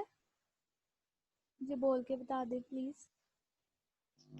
जी कर लिए। ओके, तो हम कहाँ पे थे? हम दूसरे फॉर्म को अब ओपन करने लगे थे इस फॉर्म के थ्रू, और उसके लिए पहले सिंपल ओपन करते हैं, उसके बाद फिर उसमें पैरामीट्रिक कंस्ट्रक्टर बना के पैरामीटर पास करेंगे। अब उसको ओपन कब करना है? जब यूज़र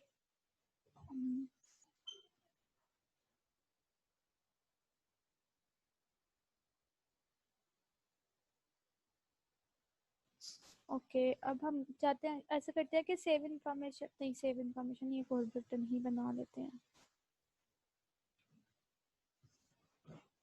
इस बटन पे क्या कर लेते हैं, शो व्यू इनको। ठीक है, जब भी यूज़र इस बटन पे क्लिक करे तो वो न्यू फॉर्म ओपन हो जाना चाहिए, और यूज़र ने जो भी यहाँ पे सारी एंट्रीज की हुई हैं वो उधर शो हो जानी चाहिए। तो इस पर भी क्लिक इवेंट क्रिएट करेंगे, डबल क्लिक करके क्लिक इवेंट क्रिएट कर लें। अब इसके पीछे क्या कोड लिखना है, उस फॉर्म को जिसे हमने ओपन करना है उसका ऑब्जेक्ट बनाना पड़ेगा पहले हमें, उसके बाद फिर उसका एक बिल्डिंग मेथड है शो का, वो कॉल करना होगा। ठीक है, तो उसका ऑब्जेक्ट बनाने के लिए हमें फॉर्म का नाम पता होना चाहिए। इस टाइम फॉर्म का नाम क्या है, फॉर्म 2।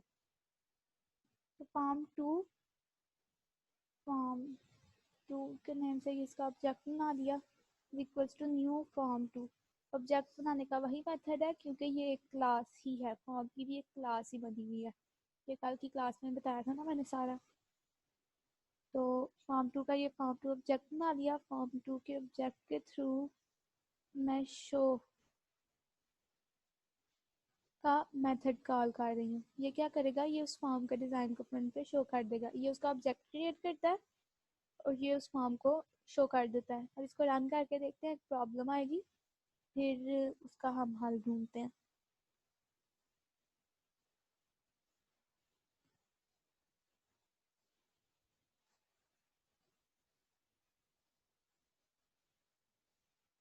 ये देखें, ये मेरा फॉर्म तो खुल गया है, लेकिन देखें इस टाइम पे मेरे दोनों फॉर्म शो हो रहे हैं। एक्चुअल एप्लीकेशंस में तो ऐसे नहीं होता, होना तो ये चाहिए कि मेरा ये फॉर्म अगर खुलता है तो वो हाइड हो जाए। ठीक है, तो उसको हाइड करने के लिए वैसे इस टाइम पे हम दोनों को भी शो करवा सकते हैं, कोई मसला नहीं होगा इतना, लेकिन मैं चाहती हूँ कि पिछला वाला फॉर्म हाइड हो जाए जब ये खुले तो उसके लिए मुझे दूसरे फॉर्म को हाइड करना पड़ेगा। तो उसके लिए देखिए अब हाइड हो जाए या क्लोज हो जाए। तो अगर मैं इसको क्लोज करती हूँ, अच्छा जो भी करंट अब यहाँ पे मैं यूज़ करने लगी हूँ दिस का कीवर्ड। एक्चुअली दिस का एक कीवर्ड है, ये एक पॉइंटर है this is a keyword that is actually A pointer, और इसके पास उस हमारे ऑब्जेक्ट का एड्रेस होता है, उसका ऑब्जेक्ट का सारा को हम इस के थ्रू कंट्रोल कर सकते हैं, जो भी करंट मतलब करंट टाइम में, करंट सिनेरियो में एग्जीक्यूशन के दौरान एक्टिव है। लाइक इस टाइम पे मैं इसको किस क्लास के अंदर यूज़ कर रही हूँ, फॉर्म 1 की क्लास के अंदर। तो फॉर्म 1 की क्लास का जो ऑब्जेक्ट एक्टिव होगा, इसके थ्रू मैं उसके सारे एट्रीब्यूट्स को, उसके मेथड्स को कॉल कर सकती हूँ, और उसके जितनी भी जो है ना प्रॉपर्टीज़ है उन्हें एक्सेस कर सकती हूँ। तो इस टाइम पे फॉर्म 1 का जो भी ऑब्जेक्ट एक्टिव है, मैं चाहती हूँ वो क्लोज हो जाए। अब देखते हैं ये कोई मसला क्रिएट करता है या नहीं।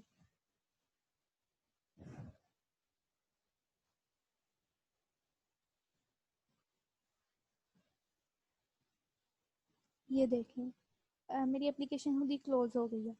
ऐसा क्यों हुआ?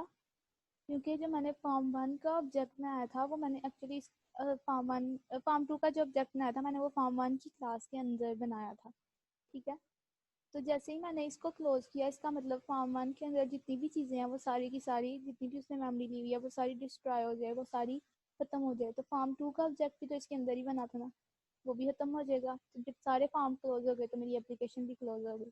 तो इसलिए हम इसको इस तरह से क्लोज नहीं करते, रन टाइम पे हम इसको हाइड करते हैं। और इसके भी बहुत ज़्यादा मेथड्स हैं, तो खुद कस्टम इवेंट्स क्रिएट करके फिर इसको हाइड करेंगे, बाद में फिर सबको क्लोज भी करना है। तो मतलब अब एक के क्लोज के इवेंट पे क्लिक हो तो जितने भी फॉर्म हाइड है वो सारे क्लोज हो जाए।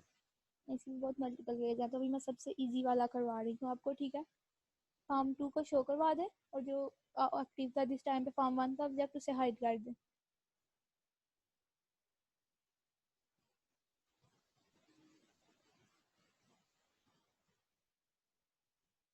ये देखें, ये खुल गया और वो वाला हाइड हो गया। ठीक है, अब हम क्या चाह रहे हैं, ये देखिए अब मैंने उस फॉर्म को क्लोज भी किया तो मेरी एप्लीकेशन क्लोज नहीं हुई। फॉर्म 2 को मैंने क्लोज कर दिया, एप्लीकेशन क्लोज नहीं हुई। ये क्यों क्लोज नहीं हुई? क्योंकि मैंने जो फॉर्म 1 है ना उसको हाइड किया हुआ था, वो क्लोज नहीं हुआ अभी तक।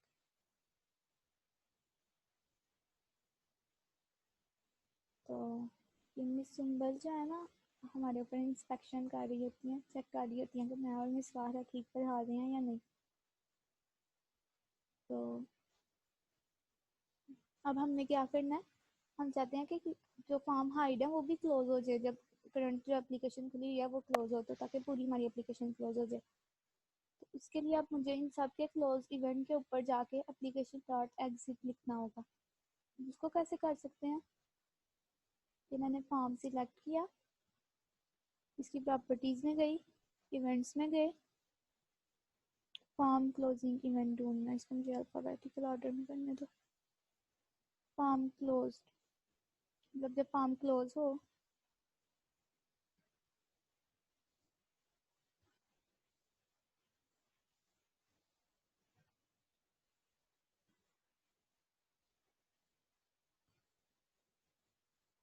तो ओके, एप्लीकेशन रनिंग फॉर्म में, इसलिए ये मुझे एरर दे रहा था।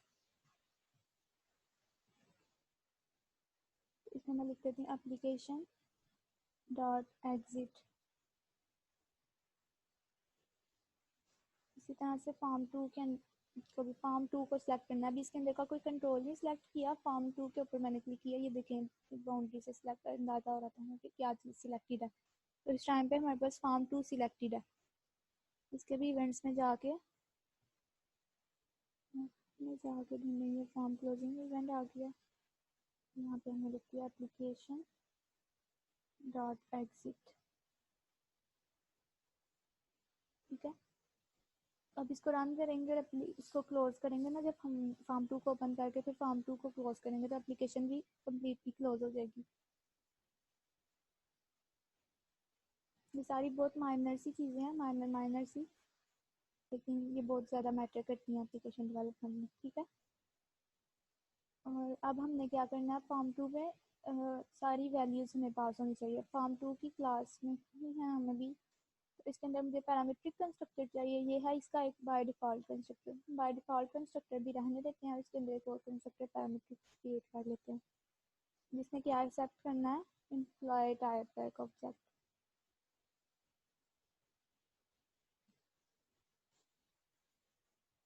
अब मैं क्या चाहती हूँ कि जो लेबल 1 है इसमें उसका टेक्स्ट क्या हो जाए, my name is emp.name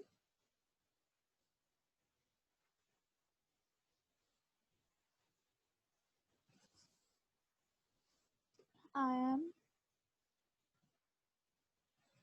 plus emp.dob years old। इस तरह से सारा टेक्स्ट आप सेट कर लें। इस तरह से ही बाकी की भी लाइंस आप लिख लें। प्लस और क्या था, टीचर इन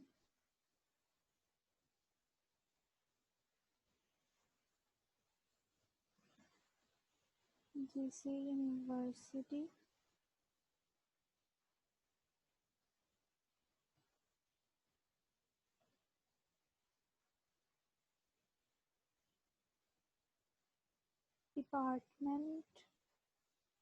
डिपार्टमेंट को कैसे एक्सेस करेंगे, emp.डिपार्टमेंट के एप्टीट्यूड से।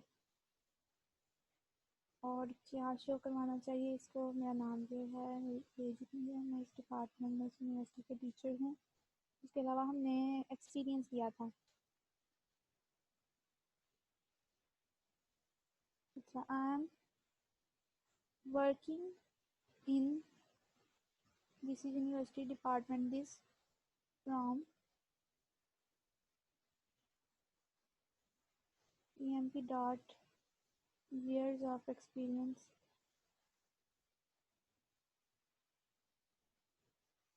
years मतलब इतने साल से जितना उसका एक्सपीरियंस उतना ये कंप्लीट। अब हम एक पैराग्राफ की फॉर्म में मैं ये बना रही हूँ, क्योंकि ये फॉर्मेटिंग जब हम करें तो आप लोगों को ठीक से शो।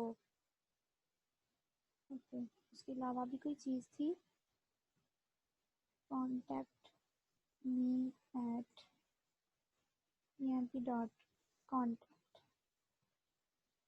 ये तो पैराग्राफ मेरा बन गया, ठीक है। अच्छा, मैंने फॉर्म 1 के इसकी फॉर्मेटिंग आपको अगेन बताते हुए खराब कर दी थी, तो इसकी फॉर्मेटिंग अगेन सेट कर लेते हैं। Without any number 0 1 2 3 4 5 6 7।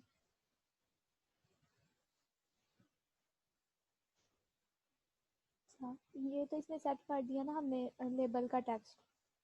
अब दूसरा मेरे पास इधर कंट्रोल था इमेज का। अच्छा देखें, ये मैंने कंस्ट्रक्टर के अंदर किया, तो कंस्ट्रक्टर के अंदर करने का मकसद क्या है कि जैसे ही फॉर्म खुलेगा उसका सारा डिज़ाइन लोड होगा, तो साथ ही उसके जो है ना कंट्रोल्स में वैल्यू भी सेट हो जाएगी ना, ओके कोई बटन क्लिक करे तो ही हो। तो जो काम हम चाहते हैं ना कि जैसे ही कोई फॉर्म या क्लास कॉल हो टाइम पे पूरी हो जाए, उसके लिए हमें कोई स्पेशल एक्शन ना परफॉर्म करना पड़े, अलग से कोई मेथड ना कॉल करना पड़े, वो काम हम करते हैं कंस्ट्रक्टर्स के अंदर।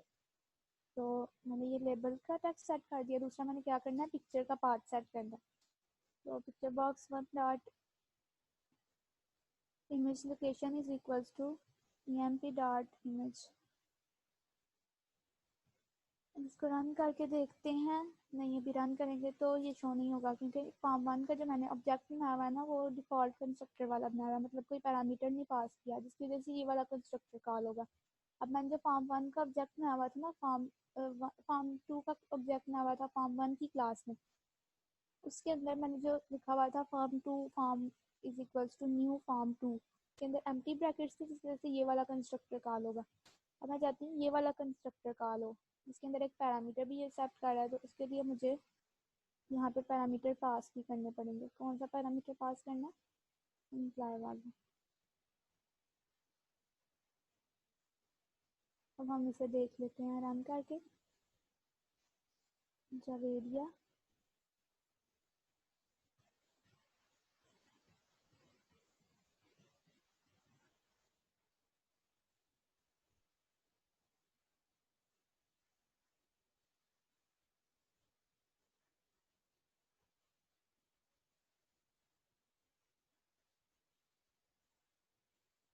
इमेज भी ब्राउज करनी है।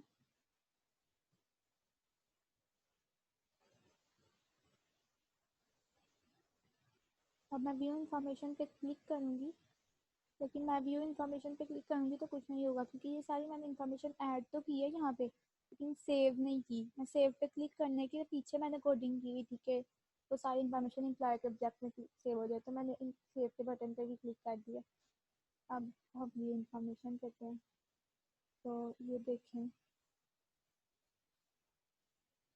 इसमें ये भी सेट कर दिया, मतलब माय नेम इज़ वेरिया एंड दिस ईयर्स ओल्ड। अच्छा, दिस ईयर्स ओल्ड में उसने मुझे सॉरी वो दे दिया, मतलब डेट ऑफ बर्थ बता दिया मुझे इसके लिए, क्योंकि मैंने एट्रीब्यूट डेट ऑफ बर्थ वाला ही लिया हुआ था। मुझे यहाँ पे एज देनी चाहिए थी, तो उसके लिए वही फार्मूला के मतलब ये पैरामीटर जो रिटर्न कर रहा है डीओबी वाला ऑब्जेक्ट, उसके डॉट ईयर्स में से को माइनस कर दो करंट ईयर्स में से, current date time dot now dot year में से। अच्छा, अब इसमें फिर से इमेज को इस तरह से शो करवा रहा है।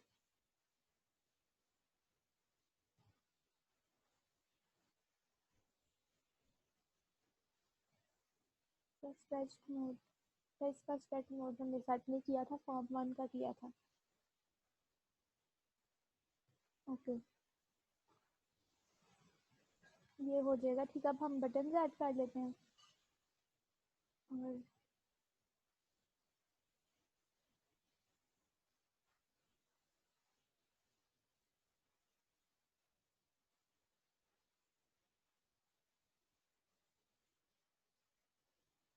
अच्छा, ये दो बटन है। एक पे क्लिक करने से फ़ॉन्ट डायलॉग बॉक्स खुल जाना चाहिए, जिसमें से यूज़र फ़ॉन्ट वगैरह सेलेक्ट कर ले कि थोड़ा बोल्ड हो, साइज हो, फ़ॉन्ट टाइम्स न्यू रोमन हो, रियल हो, कैलिबरी हो, कौन सा हो। और दूसरे से कलर सेलेक्ट कर ले कि बैकग्राउंड कलर कौन सा हो। ठीक है, तो उसमें मैं फ़ॉन्ट को लेती हूँ, फ़ॉन्ट डायलॉग को सर्च किया, इसको एंटर कर दे, फिर हम लेंगे कलर डायलॉग, इसको भी मैंने एंटर प्रेस कर दिया। ये देखें, ये दोनों भी हमारे पास फॉर्म में नहीं आए, कहीं पे शो नहीं हुए, ये नीचे शो हुआ है, क्योंकि ये भी इनका काम भी बैकएंड का होता है। इन्होंने विंडो खोल के दे दिया हमें कलर वाली या फॉन्ट वाली। और फॉर्म 1 बटन 1, इसका टेक्स्ट हम कर लेते हैं सिलेक्ट फॉन्ट।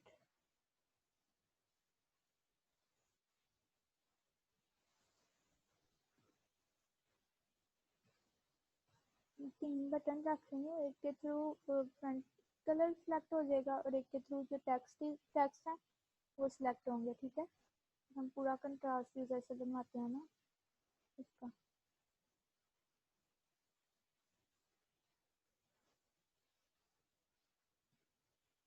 बटन 2 किस लिए है? Four colour. और बटन 3 है बैक कलर के लिए। ओके, अब सिलेक्ट कलर के सिलेक्ट फॉन्ट के बटन पे क्लिक करें तो हम जाते हैं जो फॉन्ट डायलॉग बॉक्स का ऑब्जेक्ट है, उसका नाम है फॉन्ट डायलॉग 1। उसके लिए शो डायलॉग, पहले उसको करते हैं शो डायलॉग, और जब वो शो होगा तो इसका मतलब यूजर उससे कोई ना कोई चीज़ें सिलेक्ट करके फिर ही उसे क्लोज करेगा। जैसे ही वो क्लोज होगा तो फ़ॉन्ट डायलॉग 1 जो भी फ़ॉन्ट सिलेक्ट किया होगा वो इसके फ़ॉन्ट एट्रीब्यूट में आता है। ठीक है, प्रॉपर्टी में आता है, डॉट फ़ॉन्ट हमें वो रिटर्न करता है जो भी यूज़र ने सिलेक्ट किया। उसको किस में शो करवा दो, label 1 dot font is equal. ठीक है, लेबल 1 का फ़ॉन्ट वो कर दो जो यूज़र ने इसमें से सिलेक्ट किया है। ठीक है, पहले इसको कर लेते हैं, उसके बाद कलर को देख लेते हैं। ये साथ साथ आप कर रहे हैं ना, मुझे बोल के बता दें, कोई क्वेश्चन हो किसी का तो वो भी साथ ही पूछ सकते हैं आप। आज की क्लास भी इंटरेस्टिंग लग रही है कि नहीं? जी इंटरेस्टिंग है, और हम कर भी रहे हैं। ओके, तो हम बाकी दोनों का भी अच्छा, एक तो नहीं कर रही लेकिन दूसरी का हुआ है या नहीं? इब्तिसाम आपका हुआ है या नहीं?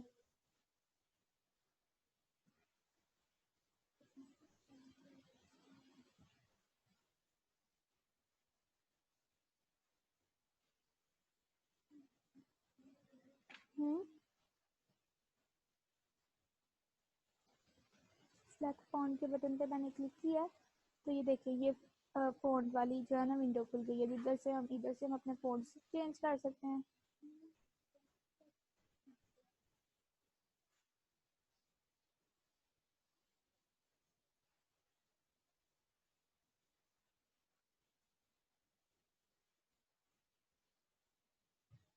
थोड़ा सा बोल्ड कर लेते हैं, साइज इसका 14 कर लेते हैं और 16 कर लेते हैं। यहाँ से स्ट्राइक, अच्छा यहाँ पे ये देखिए सैम्पल भी वो शो करवा रहा होता है कि शो किस तरह से होगा। स्ट्राइक नहीं हमने करना, अंडरलाइन कर सकते हैं इस तरह से, ठीक है।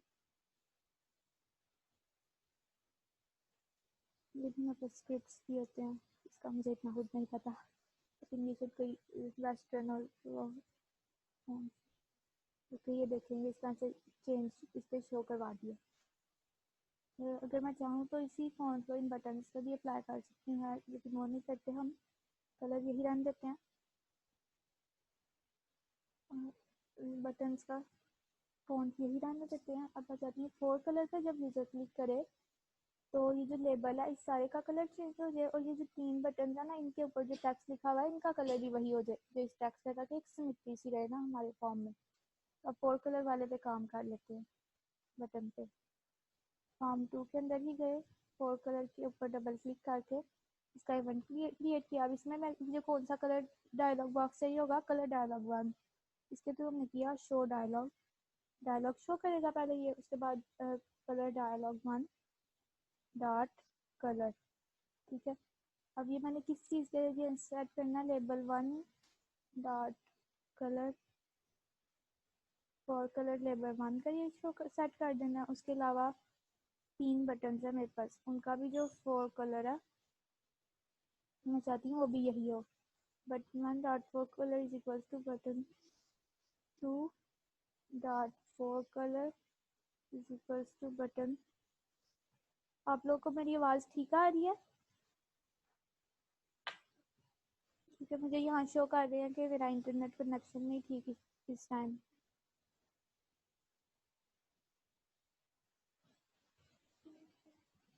ओके, तो ये देखें ये लाइन क्या करेगी, कलर डायलॉग बॉक्स ओपन करेगी, उसके बाद यूज़र कलर सेलेक्ट करके जब उसे क्लोज करेगा तो जो भी उसने कलर सेलेक्ट किया होगा वही कलर लेबल के टेक्स्ट का भी हो जाएगा और वही कलर बटन के ऊपर जो लिखा हुआ है उसका भी हो जाएगा। इसको रन कर देते हैं, रन करके देखते हैं कि जो 4 कलर सेट करने वाला बटन है वो वर्क कर रहा है या नहीं। पर मुझे इन्फॉर्मेशन ऐड करनी पड़ेगी यहाँ पे, जावेरिया एक्सपीरियंस ऐड करें, कोई भी डेट सिलेक्ट कर लें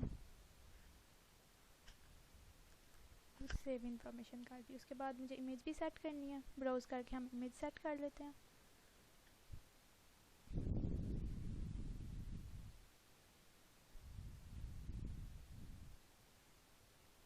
व्यू इन्फॉर्मेशन पे क्लिक कर दिया, ये इन्फॉर्मेशन आ रही है। सिलेक्ट फ़ॉन्ट के साथ हम फ़ॉन्ट सेट कर लेते हैं।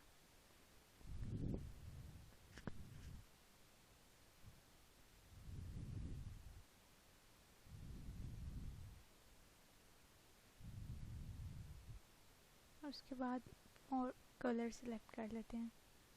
कलर के लिए हम पर्पल कलर सेलेक्ट कर लेते हैं। अच्छा, ये कलर क्या कर रहा है, मतलब 4 कलर ने मेरे लेबल का टेक्स्ट का कलर चेंज किया और बटन्स के टेक्स्ट का कलर चेंज किया। आई थिंक कंट्रास्ट में अगर हम काम करें तो जो हमारे लेबल के टेक्स्ट का कलर होना चाहिए वो बटन का बैकग्राउंड कलर होना चाहिए। तो यहाँ पे हम अपनी इस लाइन को चेंज कर देते हैं और उसके बाद बैक कलर के ऊपर कोडिंग करके तो जो हमारे फॉर्म का बैकग्राउंड कलर होगा वो बटन के टेक्स्ट का कलर आए। इस तरह से आप इसमें कंट्रास्ट कर लेते हैं। तो अब हम इसकी कोडिंग कर लेते हैं। सेम ऐसा ही कोड ये सारा का सारा कॉपी करके इधर पेस्ट करें, यही आएगा।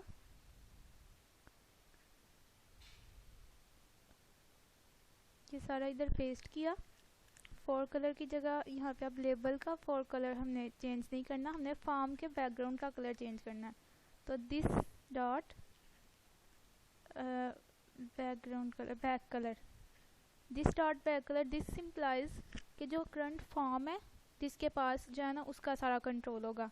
दिस के थ्रू हम अपने करंट फॉर्म की प्रॉपर्टीज़ को एक्सेस कर सकते हैं। तो दिस डॉट बैक कलर के थ्रू मैंने फॉर्म का बैकग्राउंड कलर चेंज कर लिया, ठीक है। उसके बाद मैंने क्या करना है, बटन्स के तो 4 कलर वाली ये लाइन बिल्कुल ठीक है, यहाँ पे मैं बटन के 4 कलर की बजाय बटन का बैकग्राउंड कलर लिख लेती हूँ। तो जहाँ जहाँ पे 4 कलर लिखा है वहाँ वहाँ पे बैक कलर कर दूँ, लेकिन बटन्स के लिए सिर्फ बैक कलर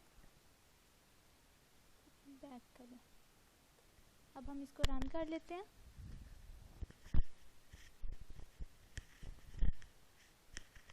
और देखते हैं कि ये फॉर्म जो है ना कलर स्कीम ठीक से सेट करता है या नहीं। एंड दैट्स इट, आज हमने इतना ही करना था। इसके बाद सिर्फ ये हमारा कंप्लीट हो जाएगा प्रोजेक्ट।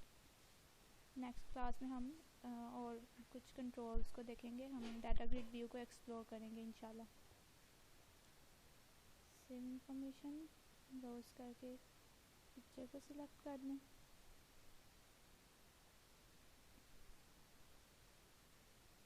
व्यू इंफॉर्मेशन पे गए, वो कलर हम पर्पल सिलेक्ट करते हैं और बटन का कलर हम बैकग्राउंड के कलर के साथ हमें मैच करना है, तो कोई लाइट कलर देख लेते हैं, इसके साथ कस्टम कलर इसमें मैच कर लेते हैं, पर्पल ही की light shade.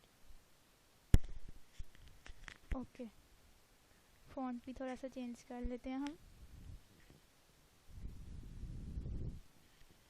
That's it.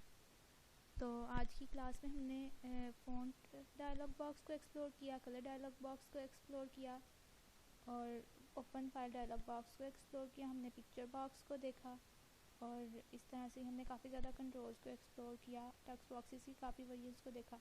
Hopefully इससे आपने काफ़ी कुछ सीखा होगा। आज की क्लास को हम यहाँ पे एंड करते हैं। नेक्स्ट क्लास में इंशाल्लाह आपको एक प्रोजेक्ट दूँगी, आपने साइंटिफिक कैलकुलेटर बनाना है कंप्लीट, और उसका ट्यूटोरियल ऑलरेडी मेरे चैनल पे अपलोडेड है, तो उसी को देख के आप फॉलो करेंगे और उसके बाद हम फिर कुछ और जो है ना इसमें प्रोजेक्ट क्रिएट करेंगे इंशाल्लाह। अल्लाह हाफिज़।